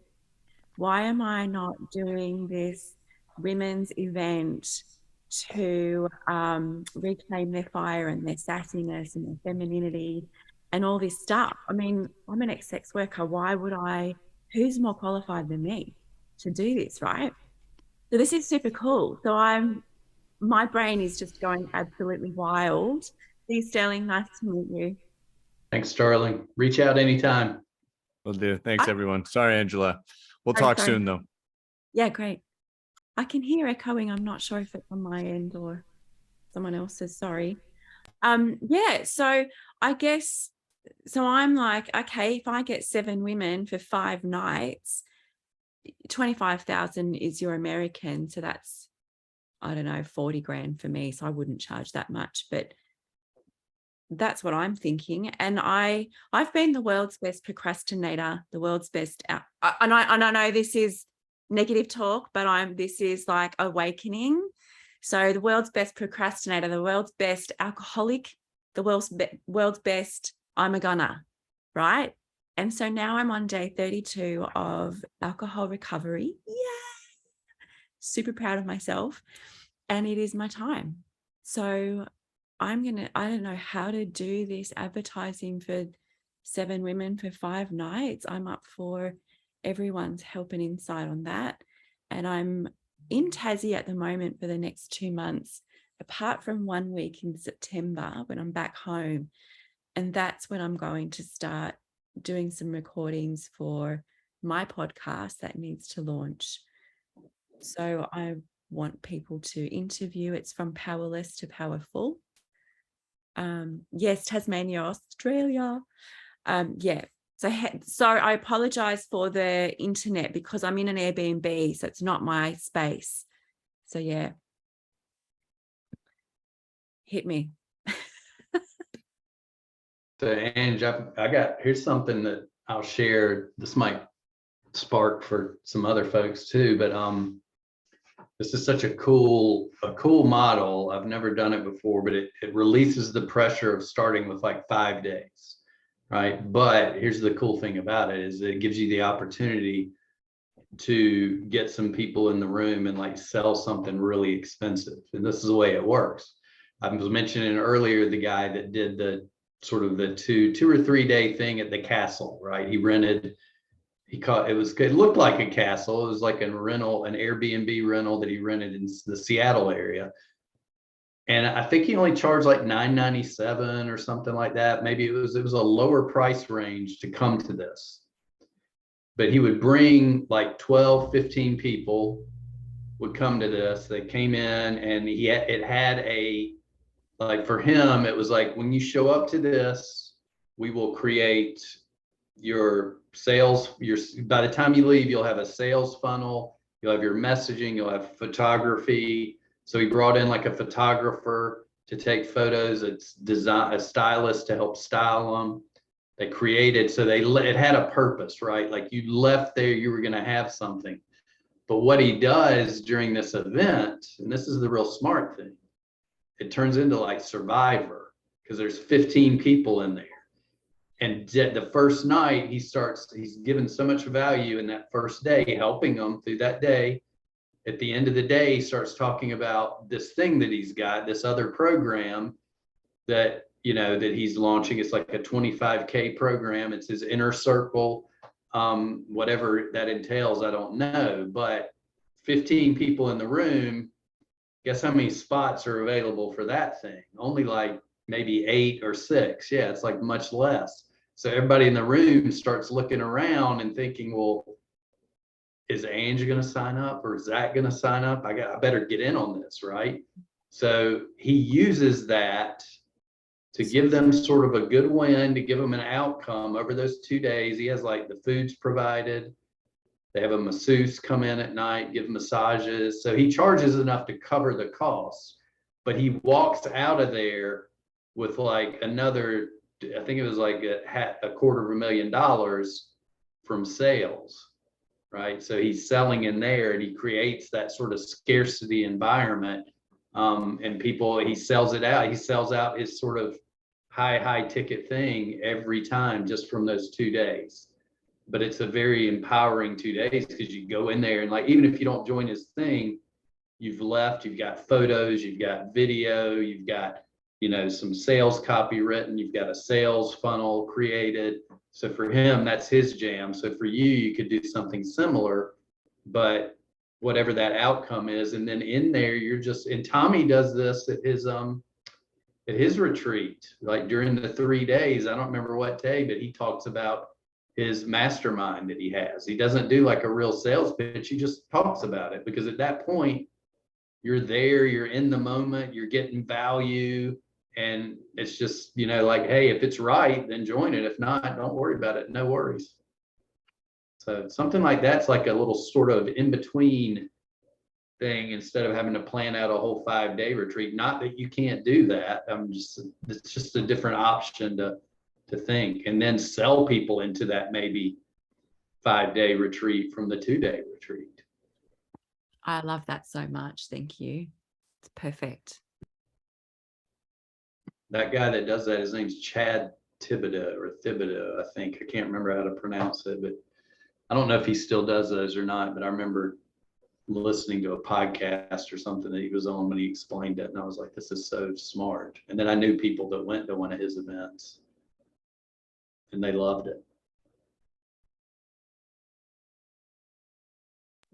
That's great. Thank you, Evans. And bring in other people to help out, right? You don't have to do it all yourself. But there are like, I know another, a female entrepreneur that did something similar where she just took people to, like they went to Mexico or somewhere like in this Airbnb or a rental place, but it was all about helping the women establish their brand, right? Like she just brought in like a stylist, brought in somebody to help them with their clothes, brought in the photographer, the videographer. They got everything they needed done. They did like all their social media posts for the year in that one weekend. And it was all for doing that to sell them into the next thing. So she thought of it as like a stepping stone, which was really cool. Laban, did you want to go? You go, Zach. All right. Angie, my thought for you is to open up your phone book on your cell phone and just literally dial every single woman you know. And if I would probably say if you think they're a great fit for it, then I would be pretty bold in terms of just making an offer to them, right? But if not, I'd still make an indirect offer. So, hey, how are you doing? It's great to connect. And I just want to let you know I'm doing this really amazing thing. And I'm curious if there's any women that you know who might be XYZ characteristics who would benefit from ABC incredible outcome that you might be able to introduce me to. And then if it triggers for them that they like, well, I want that, like that's something I want to do, then they'll say so. And otherwise, they may make that introduction.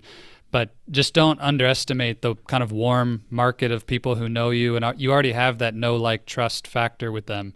And they'll, I would imagine you'll find more people than you think. Sometimes we just forget your inner circle, and just one or two layers from that could be hundreds of prospects that are really well aligned with your energy and your story.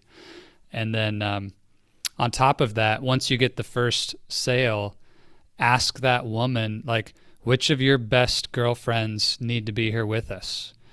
Like, let's run the race together. And I have a friend named Brooke who's really amazing at this. All of her clients, like, all know each other.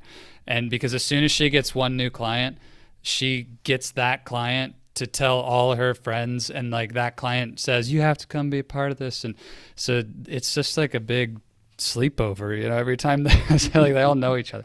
So just keep that in mind too. Once somebody says yes, then just let them know, like, hey, so excited that you're going to be here.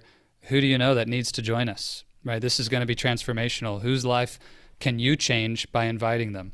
And so you may only need to find 2 or 3 people, and then they'll take care of finding the rest. So.